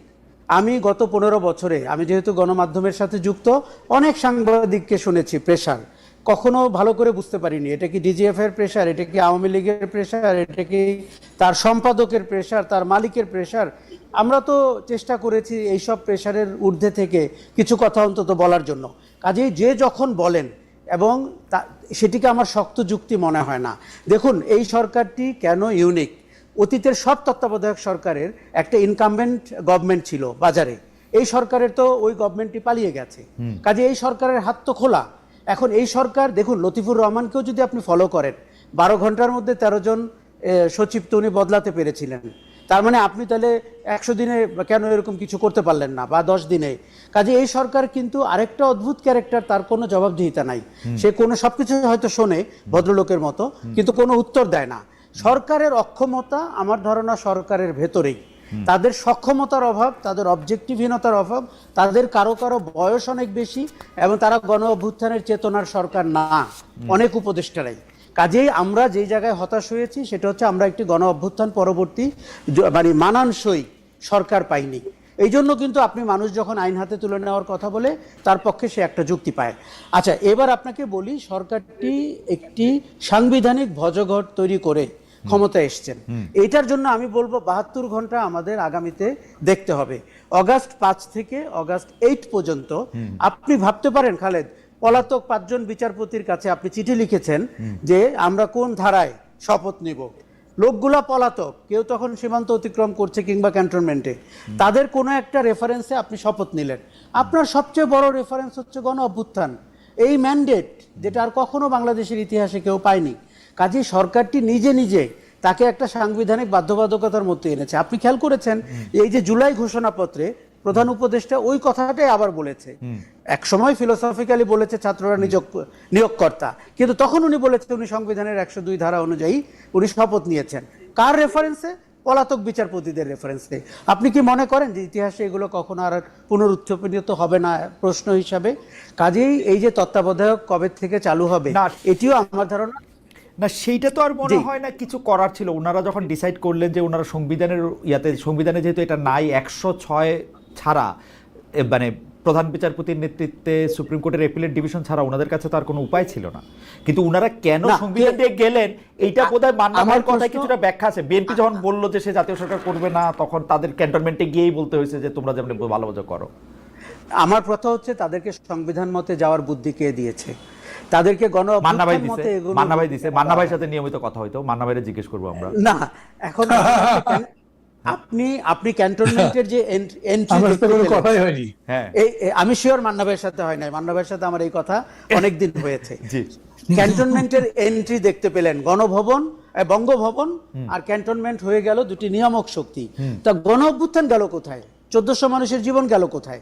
এই জায়গাটি সরকার প্রথম থেকে, এবং প্রফেসর ইউনূস প্যারিসে ছিলেন কিংবা তার কাছের মানুষরা ঢাকাতে কি পরামর্শ দিয়েছেন, ইতিহাসের স্বার্থে এগুলো একবার বেরুলে আপনি আশা আকাঙ্ক্ষা পূরণ না হওয়ার একটা কারণ খুঁজে পেতে পারবেন। আরেকটা কথা বলি আপনাকে, এই যে আপনি বলছেন গ্রামগঞ্জ পাড়া মহল্লায় সচিবালয়ে কে বিএনপি কে জামাত হয়ে গেছে, এটা তো খুব স্বাভাবিক। কিন্তু সরকারটি যদি এমন করতো যে রাজনৈতিক পরিচয় আপনার জন্য ডিসকোয়ালিফিকেশন, তখন কিন্তু এই ঘটনা ঘটতো না। সে তো এটা করতে পারেনি। কাজেই আমরা দেখতে পেয়েছি রাজনৈতিক পরিচয় ডিসকোয়ালিফিকেশন কেমনে হবে? ইউনূস সরকারকে তারা নিয়োগ দেয়, তারপরে ইউনূস সরকারের সবচেয়ে গুরুত্বপূর্ণ লোক তার মধ্যে প্রধানমন্ত্রী দেখে, তার কেমন রাজনৈতিক সরকার কেমন কি হবে? খালেদ, 7 দিনের মধ্যে আমরা দেখতে পেলাম ইউনূস সরকার দেশ চালাচ্ছে না, ব্যুরোক্রেসি দেশ চালাচ্ছে, পুলিশ দেশ চালাচ্ছে। পুলিশ কাপড় চোপড় পরার পরে, ইউনিফর্ম পরার পরে আবার দেশ চালাচ্ছে। কোন ভঙ্গিতে? সেই চেনা ভঙ্গিতে। ব্যুরোক্রেটরা আপনাকে প্রথমেই বলবে কোথায় কোথায় ভয়ের কারণ আছে। আমরা প্রত্যেকটা মেমো দেখলে বুঝতে পারি কোন ব্যুরোক্রেট লিখেছে, কোন রাজনৈতিক পরিচয়ের ব্যুরোক্রেট লিখেছে। সরকারের লোকরা বুঝতে পারেন না? নিশ্চয়ই তারা বুঝতে পারেন। আসলে তাদের একটা দায়িত্বহীন সরকার। তার গণ অভ্যুত্থানের এই বিশাল ম্যান্ডেটের পরে আসার তেমন কোনো যোগ্যতা তার ছিল না, এবং সরকারের 2-4 জন বাদ দিলে এই সরকারটা বেমানান। আমাদের আশা আকাঙ্ক্ষার সাথে তারা বেমানান। কি বলে, আমার সাথে অনেকদিন কাজ করছে, উনি আজকে থেকে সিনিয়র সেক্রেটারি হইবেন। তাইলে আর এই সরকারের তো ব্যুরোক্রেটরা তো আমি জানি না এইটা কোনভাবে করছে। আশা ভাই আপনাকে ধন্যবাদ। আমি আবারও একটা নতুন বিষয় নিয়ে আসি। মান্না ভাই, আপনি যদি একটু বলতেন যে এইটা একটু এক লাইনে যদি বলতেন। আশা ভাই প্রসঙ্গটা আনছেন যে ওই সময় আসলে ক্যান্টনমেন্টে গিয়া এটা কি ভালো হইলো দেশের জন্য? অনেকে বলে থাকে যে দেশে যখন এরকম অবস্থা হয়েছে, ক্যান্টনমেন্ট যেহেতু একটা পার্টি ছিল, ক্যান্টনমেন্ট যেহেতু গণ অভ্যুত্থানটা সফল করার জন্য একটা নিয়ামক সরকার হিসেবে কাজ করছে, যেটাকে বন্দুকের নল ঘুরাই দেওয়া বলতেছে, মীর জাফর বলতেছে, ওয়াকারকে। আমিও কিন্তু তাই মনে করি যে ক্যান্টনমেন্টের একটা বড় ভূমিকা ছিল। কিন্তু ক্যান্টনমেন্টে গিয়া মানে এইটা ঠিক হয়েছে মান্না ভাই ওই সময়? আমি প্রথমে একটা কথা বলি তাতে খালেদ, আমাদের এই অভ্যুত্থান সম্পর্কে ধারণাটা বেশ ভুল যাচ্ছে। আচ্ছা, পুরো নেশন আমার কাছে মনে হয় যে আমরা একদম ক্রাইসিসের সময় রোল করে প্লে করতে পারিনি। যেরকম করে সবাই মিলে ডক্টর ইউনূসকে ডাকলো, এখন আপনি প্রশ্ন করছেন বুদ্ধিটা কে দিল তাকে, কেন তিনি সেটা করতে গেলেন? ডক্টর ইউনূস রেভলিউশনের লোক নাকি? উনি ইনসারেকশনের বা একজন ইনসারেকশনেরও মানুষ নন। তাতে উনি ক্ষমতায় এসে এটাই করবেন যাতে উনি লিগালি কনস্টিটিউশনালি স্ট্যাবলিশড হতে পারেন। উনি তাই করেছেন। এটা যদি হতো, তাহলে যদি অভ্যুত্থান মানে অন্য জায়গার অভ্যুত্থানটা দেখেন, অভ্যুত্থান হয়, তারপরে যারা অভ্যুত্থান করে তার নেতৃত্বে থাকে দে সিজ পাওয়ার, টেক ওভার পাওয়ার। ওইটা না করে আপনি যদি মনে করেন তাহলে কি করা উচিত ছিল, বুদ্ধিটা কি হতো, সেই আলোচনার মধ্যে গেলেই আপনি কনস্টিটিউশনের মধ্যেই যাবেন। আমি মনে করি এটা ঠিক কথা বলছে মান্না ভাই। আমি মনে করি যে 100% ঠিক। জি মান্না ভাই বলেন। না, আপনি যে 3 দিন ধরে অপেক্ষা করলেন কেন? বিকজ আপনি এবার একটা লস। এখন কি করব আপনি বুঝতেই পারেন না যে 5 তারিখে এত বড় ঘটনা ঘটে, শেখ হাসিনার মতো মানুষ পালায় যাবে, ক্ষমতা আমাদের কাছে আসবে। ক্ষমতা আপনার কাছে আইসে গেছে যখন, তখন ভাবতেছেন এখন কি করি এইটা নিয়ে। আপনি সেটা ঠিক করতে পারেন না। ক্যান্টনমেন্টে যাওয়া, ইউনূসকে মানে একটা খুঁজে বের করো কে, তো তখন as a celebrity the best person was professor Yunus. Professor Yunus কিছুদিন আগে ওই যে আপনার কি বলে নাগরিক শক্তি করতে গিয়ে SMS দিয়ে পার্টি করতেছিল।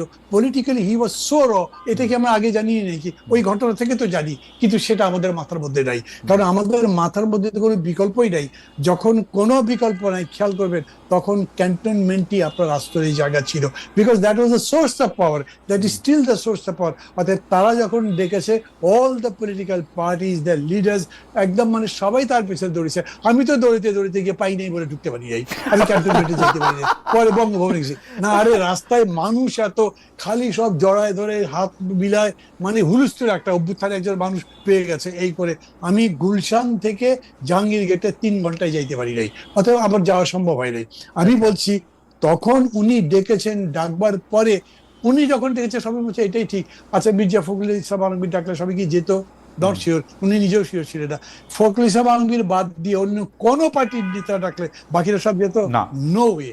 আমি ওইটা লিখে দিতে পারি। তো বিএনপি ডাকলেও যে যেত। আজকে যে সম্পর্কটা ডেভেলপ করেছে দেখছেন, এই সম্পর্কের কথা ভেবে সেই দিন এই পার্টি যারা আজকে বিএনপি বিরোধিতা করছে তারা যেত মনে করে। So that was the only resort, ওইটার করে বিকল্প ছিল না। তারা ডেকেছে, ডাকবার পরেও তারা কত ভদ্রলোকের কাজ করেছে। বলতে বলেন আমরা কিন্তু ক্ষমতা নিয়ে নিচ্ছি, তারা বলছে আপনারা বলেন কি করতে হবে। আর আমরা তখন বলেছি বরঞ্চ আর্মি ঠিক করুক। এইটা আমি ইন পার্সন বলছি। ধরেন যখন ইন্টারেস্টিং। গণভবনে গেলাম, জি তখন ওই প্রেসিডেন্ট সাহেব এসে আমার সাথে, আচ্ছা আমি আওয়ামী লীগ করেছি না, উনি আমার সাথে কোলাগুলি করেছে, দেখি যে কাঁপতেছে ভিতরে ভিতরে। কোলাগুলি করলে যে আমার সাথে কি কাঁপতেছে, বাইরেই তো কাঁপার কথা, সরকার হয়, বাইরেই তো কাঁপার কথা। হ্যাঁ তা তো কাঁপছে, আচ্ছা। কাঁপছেই তো। তখন আপনার ইয়ে আসলো, হঠাৎ করে ফখরুল ভাই এসে জিজ্ঞেস করলো যে বান্না এখন কি করা যায় বলেন তো, সরকারটা কিভাবে হবে। আমি ভাই দানা দানায় কি ঠিক করবো এখন, এটা ঠিক আছে আমরা সময় নেই, এখন তো কিছু বলতে হবে। তখন ওনারা বলে দিলেন, আমি বলেছি না আমি এটার সাথে নাই, মানে আমি তখন নিজেও জানি না কি হবে। আমি তো নিজেই 4 তারিখে বুঝে নিয়েছি আগামীকালকে সরকার চলে যেতে পারে, বুঝি রে ভাই অনেস্টলি। বাকি কেউ হয়তো স্বীকার করবে না, হয়তো বলবে আরে আমি আগেই টের পেয়েছিলাম, আমি ওইদিকে যাচ্ছি না। আমাদের পক্ষতেই তখন বলা হয়েছিল ঠিক আছে আপনারা এটা বলেন কিরকম করে করা হবে। আমরা প্রেসিডেন্টকে উপদেশ মানে পরামর্শ দিলাম যে আপনি জাতির উদ্দেশ্যে একটা ভাষণ দেন, বলেন। এগুলো আমাদের বলা ছিল, নট দ্যাট যে বিচারকরা জাস্ট একটা মত দিলেন তার ভিত্তিতেই করা হলো। আমরা সবাই মিলেই মনে করেছি যে এটাই এখন একমাত্র ওয়ে, সেটাই হয়েছে। আজকে যদি এটা বলে, আমরা খেয়াল করে দেখি আসিফ নজরুল কিন্তু বলেছিল, যখন তাকে বলা হয়েছিল যে কেন আপনি জাতীয় সরকার করলেন না, তিনি বলেছিলেন কই সেদিন আমরা দুইবার তিনবার করে বসলাম, কেউ তো তখন জাতীয় সরকারের কথা বলেন নাই। এখন ফরহাদ মঞ্জার ভাই বলছে, গতকালকে আমার সাথে টকশো ছিল, শহীদ মিনারে গিয়ে আমাদের শপথ দরকার ছিল, কেউ তো সেই কথা বলে নাই। অতএব যেটা হয়েছে, theory my friend is grey, evergreen is the tree of life, যেটা ঘটেছে বাস্তবত সেটাই হয়েছে। এর বাইরে ফ্যান্টাস্টিক। আমার মনে হয় যে এর চেয়ে ভালোভাবে আর এটা বলা যেত না। আশা ভাই আপনি কি এখানে একটু মন্তব্য করবেন? আমার মনে হয় যে খুবই কয়টা গুরুত্বপূর্ণ। মানা ভাই আপনাকে চলে যেতে হবে? আচ্ছা মানা ভাই আপনি যদি হ্যাঁ মানা ভাই আপনি যদি চলে যেতে হয়, আমরা আশা বাইরে একটু আসি, আপনি একটু ডাকসু নিয়ে একটু কথা বলে যাবেন, যে ডাকসুর ইলেকশন আসতেছে, জি এটা নিয়ে যদি একটু বলেন, এটা নিয়ে যদি একটু বলেন, দুইটা নিলেই তারপর আমরা যে এখন বলেন। এখন বলবো আপনি কয়টার সময় যাইতে হবে যদি আপনি বলেন? মানে 10টায় আমার পরে শুধু 10টা বাজতে 2-3 মিনিট বাকি। আচ্ছা তাহলে আপনি 2 মিনিট বলেন। তো একই বিল্ডিং আছে সেটা বলছি। জি প্রথম কথা হচ্ছে এইবারে যে ডাকসু দেখছি সেটা আমার কল্পনার মধ্যে ছিল না। ডাকসু হচ্ছে বাংলাদেশের তখনকার পূর্ব বাংলার সমস্ত আন্দোলনের একটা প্রতীক। এইটা হলো তার মানে লাইট হাউস বলেন। কিন্তু এইবার এত বড় অভ্যুত্থানে যে আমি বললাম না তো রক্ত, মানে একটা নদী সাঁতরে আমরা ডাকসু কিনে আসলাম। ভোট যখন হচ্ছে তখন এইখানে দেখছি যে না রাজনীতির ভিত্তিতে করা চলবে না, দলের ভিত্তিতে করা চলবে না। অদ্ভুত। তাহলে জুলাই আকাঙ্ক্ষা কি হবে, কে বাস্তবায়ন করবে, কে দেশের সংস্কার করবে?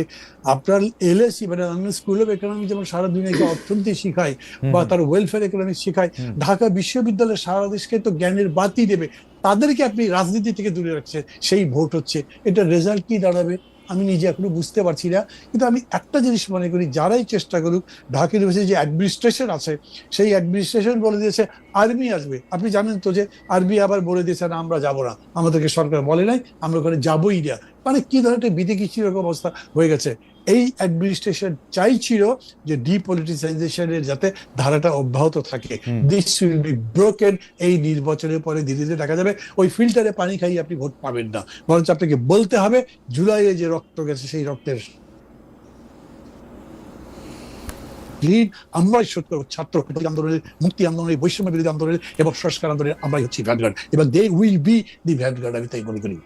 মান্না ভাই আপনাকে অনেক ধন্যবাদ। আমি একটু মান্না ভাইয়ের আরেকটা শোতে যাইতে হবে, সেজন্য মান্না ভাইকে একটু ধন্যবাদ দিয়ে একটু বিদায় জানাই। আমরা একটু আশরাফ কাছে ভাই আপনার কাছে আসি। দুইটা বিষয় মান্না ভাই আজকে যে বিষয়টা তুললেন সেটা নিয়ে নিশ্চয়ই আমরা আগামী আরো 25, 30, 40, 50 বছর ধরে এই চর্চা আমরা করতেই থাকবো, যে কেন ওই সময় একটা জাতীয় সরকার হয় না, কেন সংবিধানের মাধ্যমে আমাদের একটা শপথ নিতে হয়েছে, কেন আমরা শহীদ মিনারের শপথ নেই নাই, কেন আমরা আর্মিকে এখানে আর্মির কাছে গেছি, গিয়ে আমরা সবাই মিলা এটা বলছি। এইটারটা নিয়ে আপনার একটু মানে মতামত, বা এটা বলি যে কেউ কি আসলে সেই সময় এটা বলে নাই, বা কারো মাথায় সেটা আসে নাই, না আসলে এটা কারণ কি? এবং আমরা আসলে ডক্টর মোহাম্মদ ইউনূসকে যদ্দূর চিনি, ডক্টর মোহাম্মদ ইউনূসের আসলে এইটাই করার কথা। আমি মান্না ভাইয়ের সাথে একমত যে উনি আইসা দেখবেন কোনটা কাগজ কলমে ঠিক আছে, কোনটা আইনানুগ হয়েছে।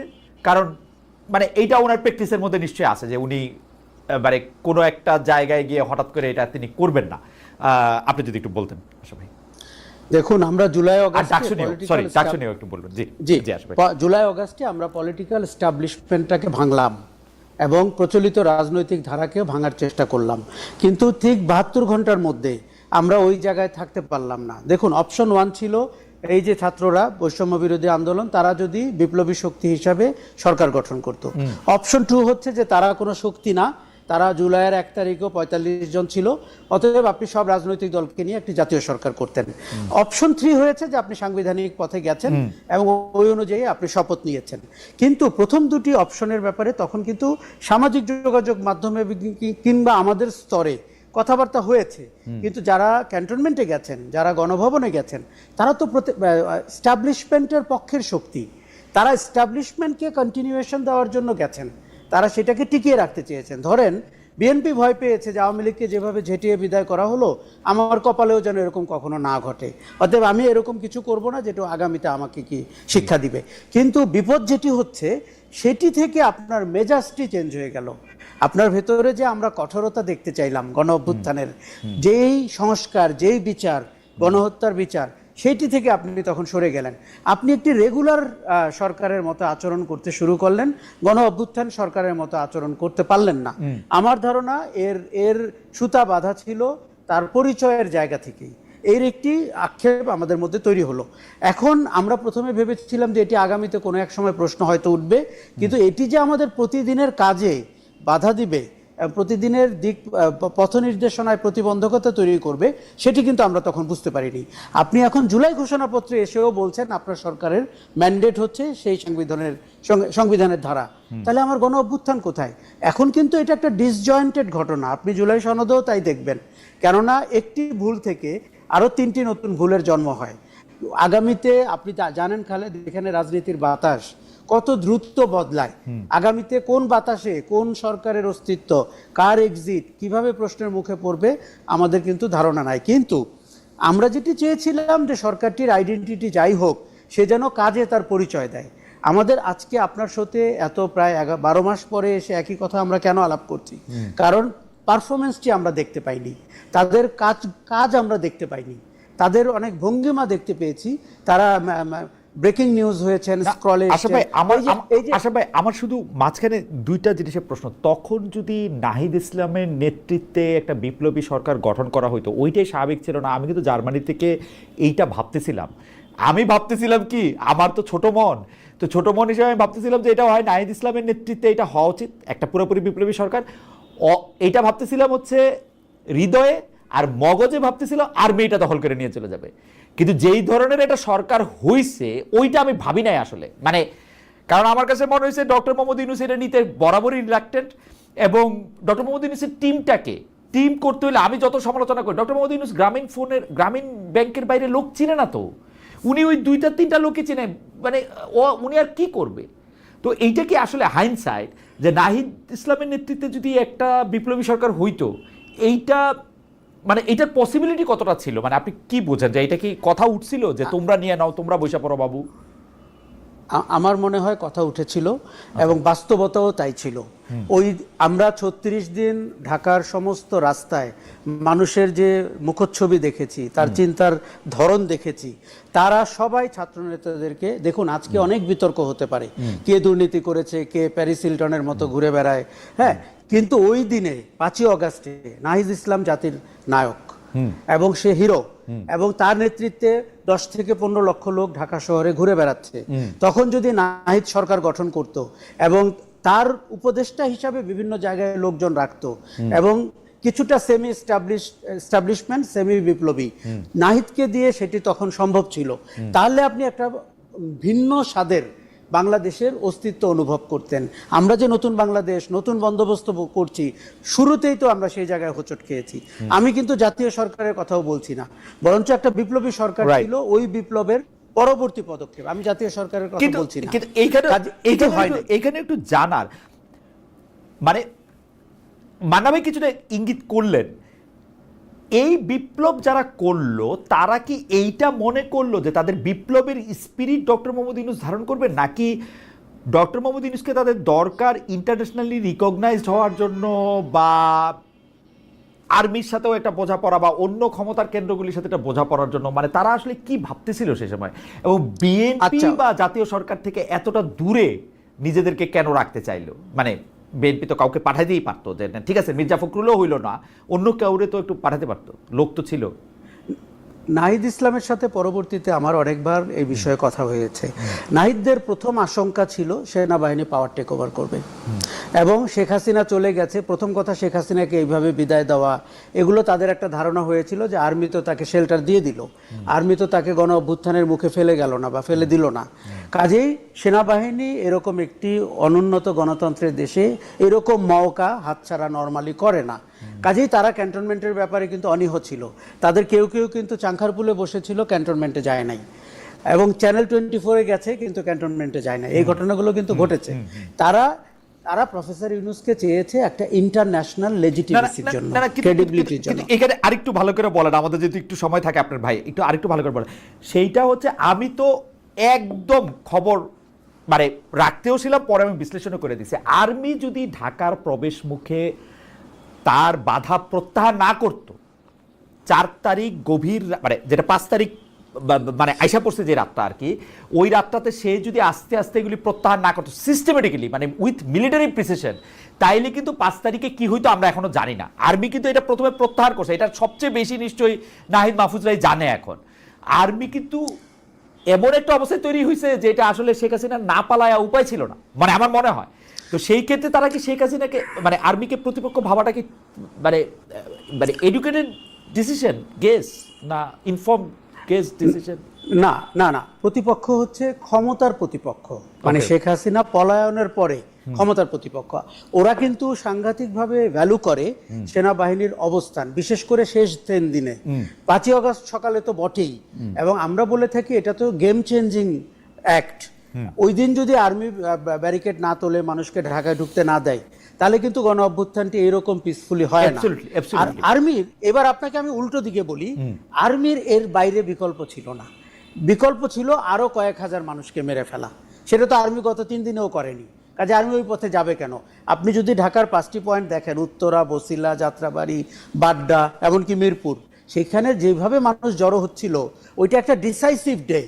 ওই দিনে আর্মি ওই ডিসাইসিভ ডের পক্ষে কাজ করেছে, কিন্তু আর্মিকে মনে হয়েছে যে ক্ষমতার প্রতিপক্ষ না। আসলে আমি আজকে এই ছোট্ট আরেকটা পয়সা দেই, সেইটা হলো শেখ হাসিনা আর্মিকে ডাকছিল last resort, police, RAB, BDR, cow আসলে বিজেপি কেউ কন্ট্রোল করতে পারছে না। আর্মিকে ডাকছে হচ্ছে তারিখ কত ভালো মনে থাকে না, 18 বা 19 তারিখে।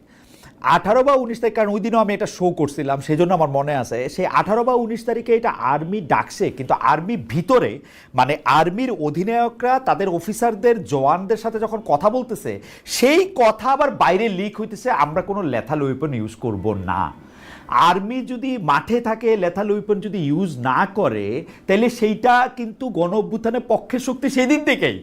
কারণ ওরা পুলিশের কাছে মাইর খায়, আর্মির কাছে গিয়ে আশ্রয় নিচ্ছে। আমি অনেক মানে মানে মানে যেগুলি দেখা গেছে তার বাইরের কথাও আমি অনেক কইতেছি, যে তারা ওইখানে গিয়ে আশ্রয় নিচ্ছে এবং তাদেরকে আশ্রয় দেওয়া হয়েছে। তো সেটা উপায় ছিল নাটা কি আমরা ওরকম করে কইতে, মানে আর্মি তো এই অভ্যুত্থানে আমি একটা বিরাট পার্ট দেখি আর কি ওদেরকে। না খালেদ, আমি উপায় ছিল না বলছি 5 তারিখ সকালেরটা।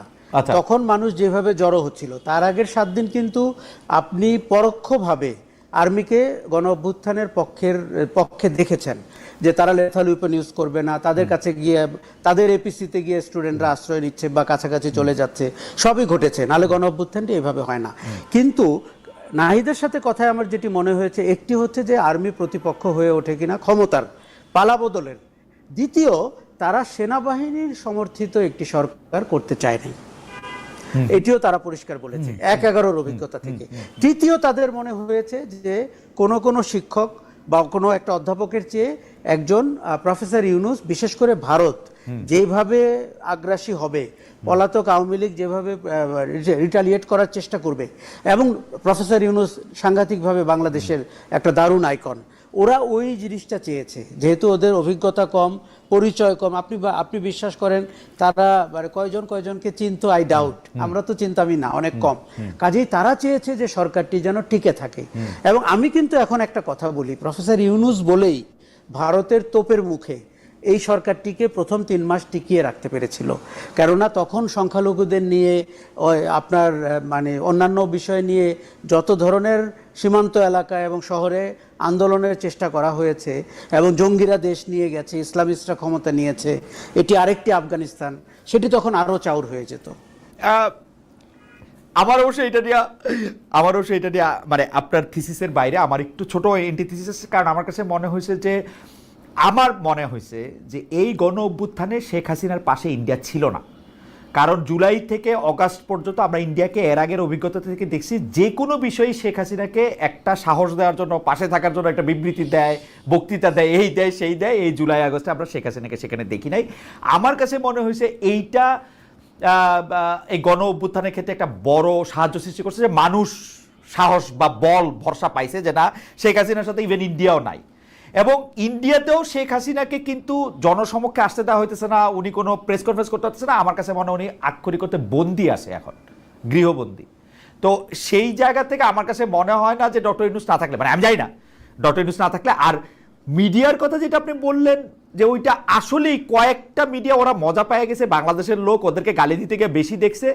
এমনিতে ওদের টিআরপি খুবই লো, বিশ্বাসযোগ্যতা খুবই খুবই খুবই খুবই লো। কারণ হচ্ছে যে আমি ডয়েচে ভেলে বাংলা ভাষা বিভাগের প্রধান ছিলাম, কলকাতা বা পশ্চিমবঙ্গ আমার জুরিসডিকশনে বা আমার ইয়াতে ছিল, আমি জানি যে ওদের আসলে গ্রহণযোগ্যতার লেভেলটা একদমই এটাতে ছিল। তো সেই জন্য আমি বলতেছি যে আমার মনে হয় যে আমরা যেটা মনে করি যে ডক্টর মোহাম্মদ ইউনূস না থাকলে এটা হইতো না, এটা আমি জানি না, এটা তো আর এখন পরীক্ষা করার সময় না। কিন্তু আসলে আপনি আমার একটা জিনিসের জবাব দেন, আর্মি নিল না কেন? ওরা নিয়ে নিলেই বা কে কি কইতো ওই সময়, ওই ললেসনেসের সময় আর্মির কি সমস্যা? আচ্ছা, আমার একটা থিওরি আছে, সেটা হচ্ছে সেনাবাহিনী যখন পাওয়ার টেক ওভার করে তার কিছু বেনিফিটকেও সে তার বাহিনীর ভেতরে প্রচার করে, যে আমরা গভর্নেন্স নিলে এরকম হবে, আমাদের ইউএনএ এরকম হবে, ব্যবসা বাণিজ্যের ক্ষেত্রে এরকম হবে। বাংলাদেশ সেনাবাহিনী এর সব বেনিফিট এখন এনজয় করে এবং তার আন্ডারে বিশ্ববিদ্যালয় আছে, আপনি সেনা কল্যাণ সংস্থার ব্যবসা প্রতিষ্ঠান, মানে সোয়াবিন তেল থেকে সিমেন্ট পর্যন্ত আছে, এলএনজি পর্যন্ত। সেনাবাহিনীর কি দরকার ক্ষমতা টেক ওভার করার? উল্টো সেনাবাহিনী ক্ষমতা নিলে সে যে কোশ্চেনের মুখে পড়বে সেটি ধারণ করার অবস্থায় সেনাবাহিনী নাই।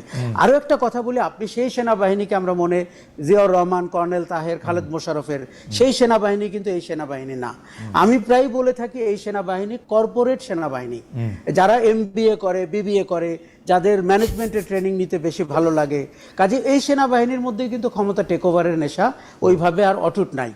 আর দীর্ঘদিন এই যে গণতান্ত্রিক শাসনে অ্যাপয়েন্টেড হতে হতে তারা আমার ধারণা কিছুটা পেশাদারি জায়গায়ও ফেরত গেছে। তারা চেষ্টা করবে যে তাদের ভূমিকা অটুট থাকবে, এরকম একটি সরকার যেন থাকে, এইটি কিন্তু তারা নিশ্চিত করেছে।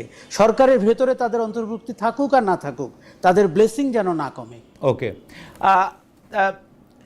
কি আশা ভাই, আমি যেহেতু কথাটা উঠলো সেটার জন্য আমি এটা বলতে চাইছিলাম আর কি, যে মানে ওই সময় যদি সেনাবাহিনী ক্ষমতাটা টেক ওভার করতো, ছাত্ররা ছাড়া তো কেউ আর, বা ছাত্ররাও যে এটা বিরোধিতা করছে এটা তো আর আমরা জানতাম না। মানে ছাত্রদেরকে, মানে জুলাই আন্দোলনটাকে স্বীকার করে আমরা বাংলাদেশের শান্তি শৃঙ্খলা রক্ষা করার জন্য এখন আসলাম, কয়েক মাস পরে নির্বাচন দিয়ে দিব, এটা তো ওদের জন্য একটা ভালো ফর্মুলা ছিল মানে ওই সময়। এখন যেমন নিতে গেলে তারা অনেক প্রতিরোধের সম্মুখীন হবে, এনসিপি বলতেছে হাড্ডি আর ইট টিট নাকি খুলে নিয়ে চলে আসবে, ওই সময় তার ওই ঝামেলা ছিল না। ওরাতে কি কি বলে, ইন্টারেস্টিং।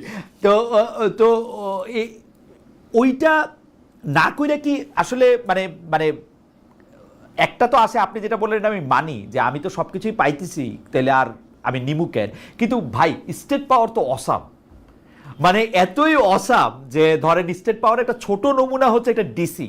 তো আমার বন্ধুরা যখন ডিসি হয়েছে, আমি দু একবার তাদের এখানে বেড়াইতে গেছি, তাদের চেহারা, তাদের চাহনি, মানে স্টেট পাওয়ার ইজ অসাম ভাই। আপনি যত কথাই বলেন, এটা 2 মাসের জন্য এটা ইন্টারেস্টিং। কিন্তু এটা আপনার কাছে কি মনে হয় যে আসলে আর 2 লাইন বলবেন কিনা যে আর্মির আর কোনো বাধা আছে? আমি আর 2টি লাইন বলতে চাই।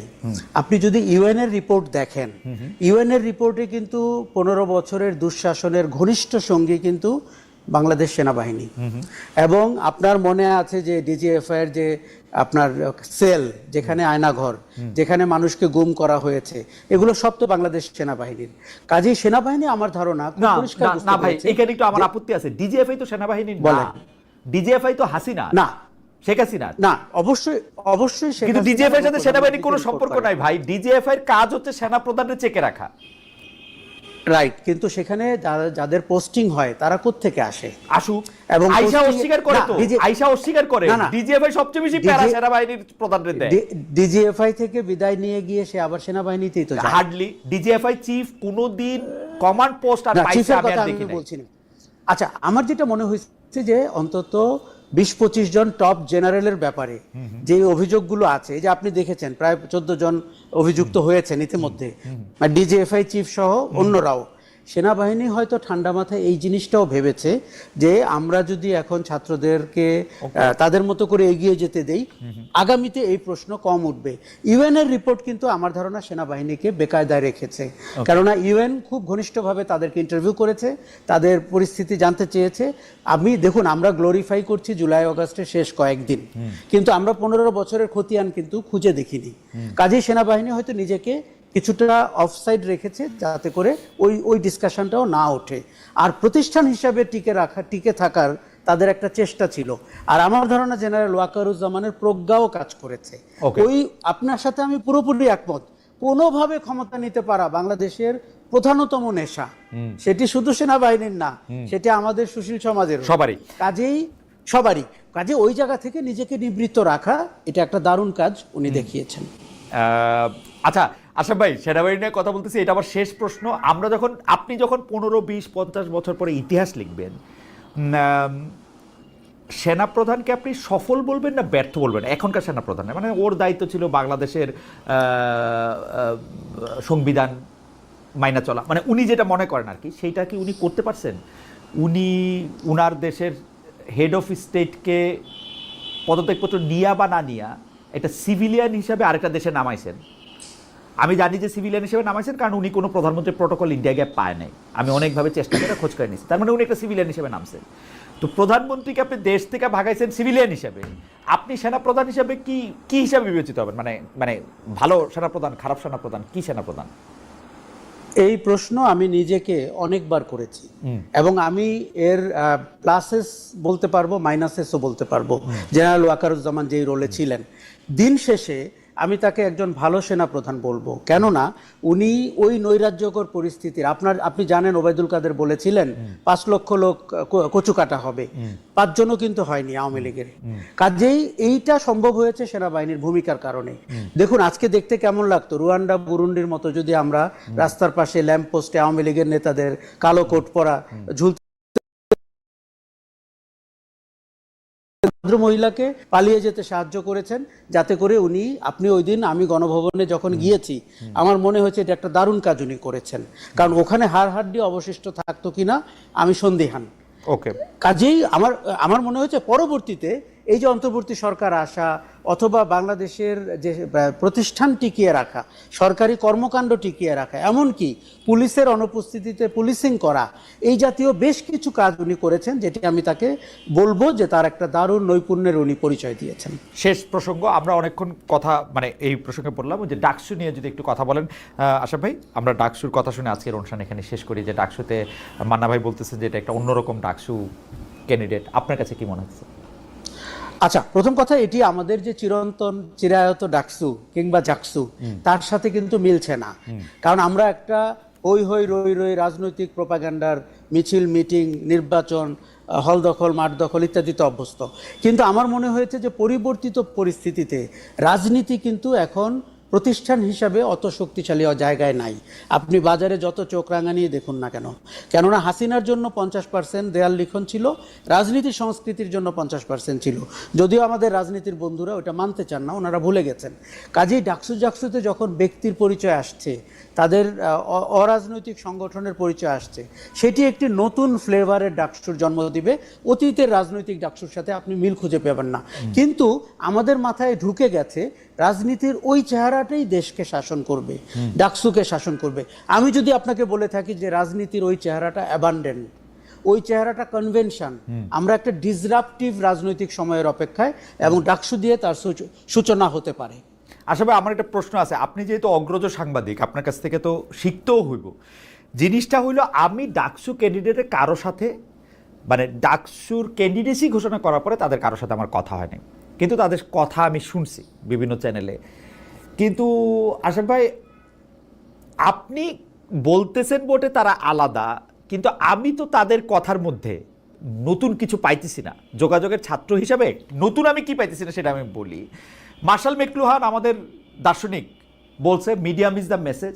আমি বলার আগেই জানি যে সাদিক কাইম কি বলবেন, আমি বলার আগেই জানি আবিদ সাহেব কি বলবেন, আমি বলার আগেই জানি উমামা ফাতেমা বা মেঘমল্লার কি বলবেন। তাহলে আমি কেন উনার সঙ্গে আর বসমো? একটা ইউনিভার্সিটির একটা স্টুডেন্ট ইউনিয়ন, যেটার আসলে বৈধ মেয়াদ 1 বছর বা 2 বছর হওয়ার কথা, ওয়াই আমার এক সপ্তাহের একটা অনুষ্ঠানের জন্য তারা এত ইম্পর্টেন্ট হবে? মানে আপনি আমার যদি একটু আলো দেখাইতেন, তাহলে আমি পরের সপ্তাহে বসতে চেষ্টা করবো ওনাদের সাথে। আচ্ছা, আপনি কেন জানেন যে এই তিনজন কি বলবেন এটা আপনি আগেই জানেন, কারণ তাদেরকে তো আপনি গত 12 মাস কথা বলতে দেখেছেন, বিতর্ক করতে দেখেছেন, বিতর্কের অংশ হতে দেখেছেন। তারা কিন্তু আমাদের কাছে এখন পরিচিত।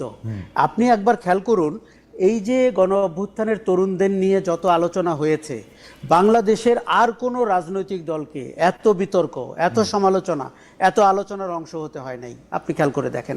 আমি কিন্তু মনে করি যে ওরা যেহেতু নতুন, ওরা ফ্রেশ, এবং আমাদের কারো কারো কষ্ট হচ্ছে মেনে নিতে যে ওরা সেন্টার স্টেজে চলে এসছে, মূল রাজনীতিতেও ডাকসুতেও।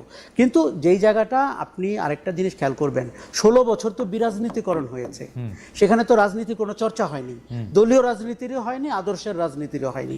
এরা কিন্তু কেন বিভিন্ন পাঠাগারে গেছে, বিভিন্ন আপনার বৈঠকে আয়োজনে গেছে, কেন জামাত শিবিরের কাছে গেছে? বিকজ আপনি তো তাদেরকে কোনো নিয়মতান্ত্রিক আশ্রয়ে থাকতে দেননি। আর এটা একটা অদ্ভুত। আসলে আমার ডিসকন্টেন্টটা অন্য জায়গায়। আমি আপনার বলি, আমি উনাদেরকে গত 12 মাস ধরে শুনতেছি জাতীয় রাজনীতির প্রেক্ষাপটে কথা বলার জন্য। জাতীয় রাজনীতির প্রেক্ষাপটে উনারা অ্যাক্টর, কখনো কখনো হিরো, বা বেশিরভাগ সময় হিরো। কিন্তু উনারা যখন ডাকসুতে ইলেকশন করতে আসছেন, উনারা যদি ডাকসুতে আমাকে ইউনিভার্সিটি, স্টুডেন্টস ইউনিয়ন, ভবিষ্যতের রাজনীতি, মানুষের, ছাত্রদের, ওইটার ক্ষেত্রে ওইটা কি খুব বেশি বলতেছেন? আমি বলতেছি উনাদেরকে এখনো আমি সেন্ট্রাল রাজনৈতিক নেতাই দেখতে পাচ্ছি, ছাত্র নেতা না। উনি শফিক, মানে সাদিক কাইম কথা বললে আমার কাছে মনে হচ্ছে যে একটা তরুণ শফিকুর রহমান সাহেব কথা বলতেছেন, একটা তরুণ মির্জা ফখরুল ইসলাম আলমগীর আমি আবিদুল ইসলাম সাহেবের মধ্যে দেখছি, কারণ আমি তারেক সাহেবকে অনেকদিন দেখি না। তো এইটার থেকে আমার মানে এইটা তো আমি চাই নাই আসলে। মানে ওরা যদি যেমন বড় প্রতিষ্ঠানে কাজ করলে আমরা এক একটা ছোট ছোট তাহা উহা হই, ওইটা তো আমরা চাই নাই, কিন্তু তাদের মধ্যে তো আমি ওইটাই দেখি। আপনি একদম রাইট। এবং তারা কি হয়েছে, অ্যাট দ্য এজ অফ 25 তারা তো কেউ কেউ জাতীয় পর্যায়ের আলোচিত ব্যক্তিত্ব হয়ে গেছেন, এমনকি উমামা ফাতেমা। জি। কাজেই এখন কিন্তু তাদের মাপে নিজেকে ছোট করে ডাকসুতে আসতে হচ্ছে। তারা তো এর আগে জাতীয় নেতা হয়ে গেছেন, জাতীয় বিষয়ে বক্তৃতা দিয়েছেন, নীতি নির্ধারণী পর্যায়ে আলোচনা করেছেন। আপনি যে তিনজনের নাম বললেন বা আমি একজনের নাম বললাম, এখন এটি আর ছাত্রত্বের মতো যাচ্ছে না। তাদের এখন মাল্টিপল হ্যাট হয়ে গেছে। সেদিনের বেলা একসময় বলছে আমি ডাকসুর, একসময় বলছে আমি নাগরিক পার্টির, একসময় বলছে আমি জাতীয়তাবাদী দল অথবা জামাতে ইসলামীর লোক। এটি কিন্তু আছে, এটিও একটি বাস্তবতা। আগে আমরা কি দেখতাম, তারা ছাত্র নেতা, তারা ডাকসুর প্রতিনিধি হন, কোনো এক সময় বড় দলে যান, ওই ধারাবাহিকতা এখানে রক্ষা করা হচ্ছে না। এখানে বরঞ্চ রিভার্স হয়ে গেছে। জাতীয় স্টুডেন্ট পর্যায়ে আপনি জাহাঙ্গীরনগরের কথা বলি, ধরেন আরিফ সোহেল বলে একজন নেতা আছে, ও তো আমার কাছে পরিচিতই হয়েছে একজন জাতীয় নেতা হিসাবে। ও গণ অভ্যুত্থানের সময় জাতীয় পর্যায়ে কথা বলেছে, টকশোতে অংশ নিয়েছে। এখন ওকে হয়তো আবার জাকসুর জুতায় পা দিয়ে স্টুডেন্ট ভাব করে আমার সাথে কথা বলতে হবে। এটি কিন্তু কঠিন, মেনে নেওয়া কঠিন। আমি সেইটাই বলতেছিলাম। আচ্ছা, শেষ প্রসঙ্গ, মানে এই প্রসঙ্গেই শেষ প্রশ্ন, সেটা হচ্ছে যে কেউ কেউ বলতেছেন যে এইবারের ডাকসুর ইলেকশন দিয়ে জাতীয় রাজনীতি বা ভোট যদি নাও হয়, জাতীয় মানস গঠনটা অনেকটা বোঝা যাবে। আপনিও কি তাই মনে করেন? আমি আমারটা আগে বলে রাখি, আমি তা মনে করি না। মানে নানা কারণেই মনে করি না। এটা আমি আপনার সাথে আরেকদিন আলোচনা করলে হয়তো এটা বলতে পারবো। আপনার কাছে কি মনে হয় সেটা একটু জানতে চাই। আমিও তা মনে করি না। দেখুন, আমাদের অনেক সময় হয় কি অ্যাসেসমেন্টের প্রবলেম হয়। আমরা অনেক সময় সারফেস লেভেল সিমটম দিয়ে কোনো কিছুকে অ্যাসেস করে ফেলি। এটি বাংলাদেশের জাতীয় রাজনীতির বা ভবিষ্যৎ রাজনীতির প্রতিচ্ছবি হিসাবে ডাকসু গড়ে উঠবে বা আমাদের সামনে হাজির হবে, এটি অত্যন্ত মানে অতিরিক্ত প্রত্যাশা। এটি তা হবে না, বরং অনেক অনিয়মের ভেতরে, রাজনীতিহীনতার ভেতরে একটি সফল গণ অভ্যুত্থানের পরে কি চরিত্রের ডাকসু আসবে এটা আমরা তখন বুঝতে পারবো। আমি সেদিন মধুর ক্যান্টিনে গিয়েছিলাম এই খোঁজ খবর নিতেই, তখন দেখলাম যে হলগুলোতে শিবিরের যে আধিক্য, এবং তারা কখনো ছাত্রলীগ, কখনো শিবির, কখনো মাঝামাঝি, তারা হলগুলোতে কিন্তু এই যে ওয়াটার ফিল্টার ইত্যাদি দিয়ে এসে তারা কিন্তু একটা জায়গা করে নিয়েছেন। এখন তার প্রতিচ্ছবি কি ডাকসুর মূল নেতৃত্বে পড়বে কিনা, এবং জামাত শিবিরের মতো একটি দল ঢাকা বিশ্ববিদ্যালয়ে সামনের কাতারে চলে আসবে কিনা, এরকমও কিছু নতুনত্বের জন্য আপনাকে অপেক্ষা করতে হবে। কেননা 16 বছরে তো আপনি বিএনপিকে ওখানে ঢুকতে দেন নাই, ছাত্রদল দেখা মাত্র তো আপনি তাড়িয়ে দিয়েছেন। শিবির কিন্তু ক্যামোফ্লেজড হয়ে সেখানে ঢুকে গেছিল ছাত্রলীগ। আবার গণ অভ্যুত্থানের শক্তি কিন্তু যেভাবে লক্ষ লক্ষ মানুষ রাস্তায় নেমেছে, তাদের সংগঠন কিন্তু সেরকম স্ট্রং না। কাজেই এবং গত 1 বছরের যত ধরনের দুষ্কর্ম সব মিলিয়ে আমরা দেখার অপেক্ষায়। আমি প্রায় বলে থাকি একটা নির্বাচনের সবচেয়ে বড় সৌন্দর্য হচ্ছে অনিশ্চয়তা। ওকে, এটি ঘটতে যাচ্ছে। আপনি বাজি ধরলে কার পক্ষে ধরতেন? ভিপি বলবেন নাকি আশরাফ ভাই? দেখেন, বেটিং করলে না, আমি খুব খুশি হতাম উমামা ফাতেমা বিজয়ী হলে ভিপি হিসাবে। আচ্ছা, কিন্তু আমি সেদিন খুঁজতে গিয়ে দেখলাম নারী নেতৃত্বের ব্যাপারে, ডাকসুর ব্যাপারে, যদিও আমাদের 2জন ভিপি আগে ছিলেন নারী, একজন আমার সরাসরি শিক্ষকও ছিলেন, কিন্তু আমি পাল্লা হয়তো এখনো পর্যন্ত তত শক্ত দেখছি না। আমরা আপনি যেটি বললেন যে আমিও তাই মনে করি, একটা নির্বাচনের সবচেয়ে বড় হচ্ছে অনিশ্চয়তা। যে অনিশ্চয়তার আনন্দ থেকে আমরা গত 15-17 বছর একদমই বঞ্চিত ছিলাম। আমার মনে পড়ছে যে আমার শিক্ষক বন্ধু ফাহমিদুল হক একবার বলছিলেন যে সাবধানে 302টা না হয়ে যায়, এমনভাবে ইলেকশনের রেজাল্ট আসতেছিল। তো আমরা একটা প্রতিদ্বন্দ্বিতামূলক নির্বাচন চাই, এবং আশা ভাই অনেক ধন্যবাদ। আপনার সাথে অনেক লম্বা সময় কথা বললাম, অনেক বিষয় নিয়ে কথা বললাম, এবং আপনার সাথে কথা বলা সবসময় আনন্দদায়ক। আপনি আমাদের অনেক অনেক শুভেচ্ছা এবং ধন্যবাদ জানবেন। দর্শকদের অনেক ধন্যবাদ, অনেক দর্শক ছিলেন আমাদের সঙ্গে। ধন্যবাদ খালেদ। ওকে, জি।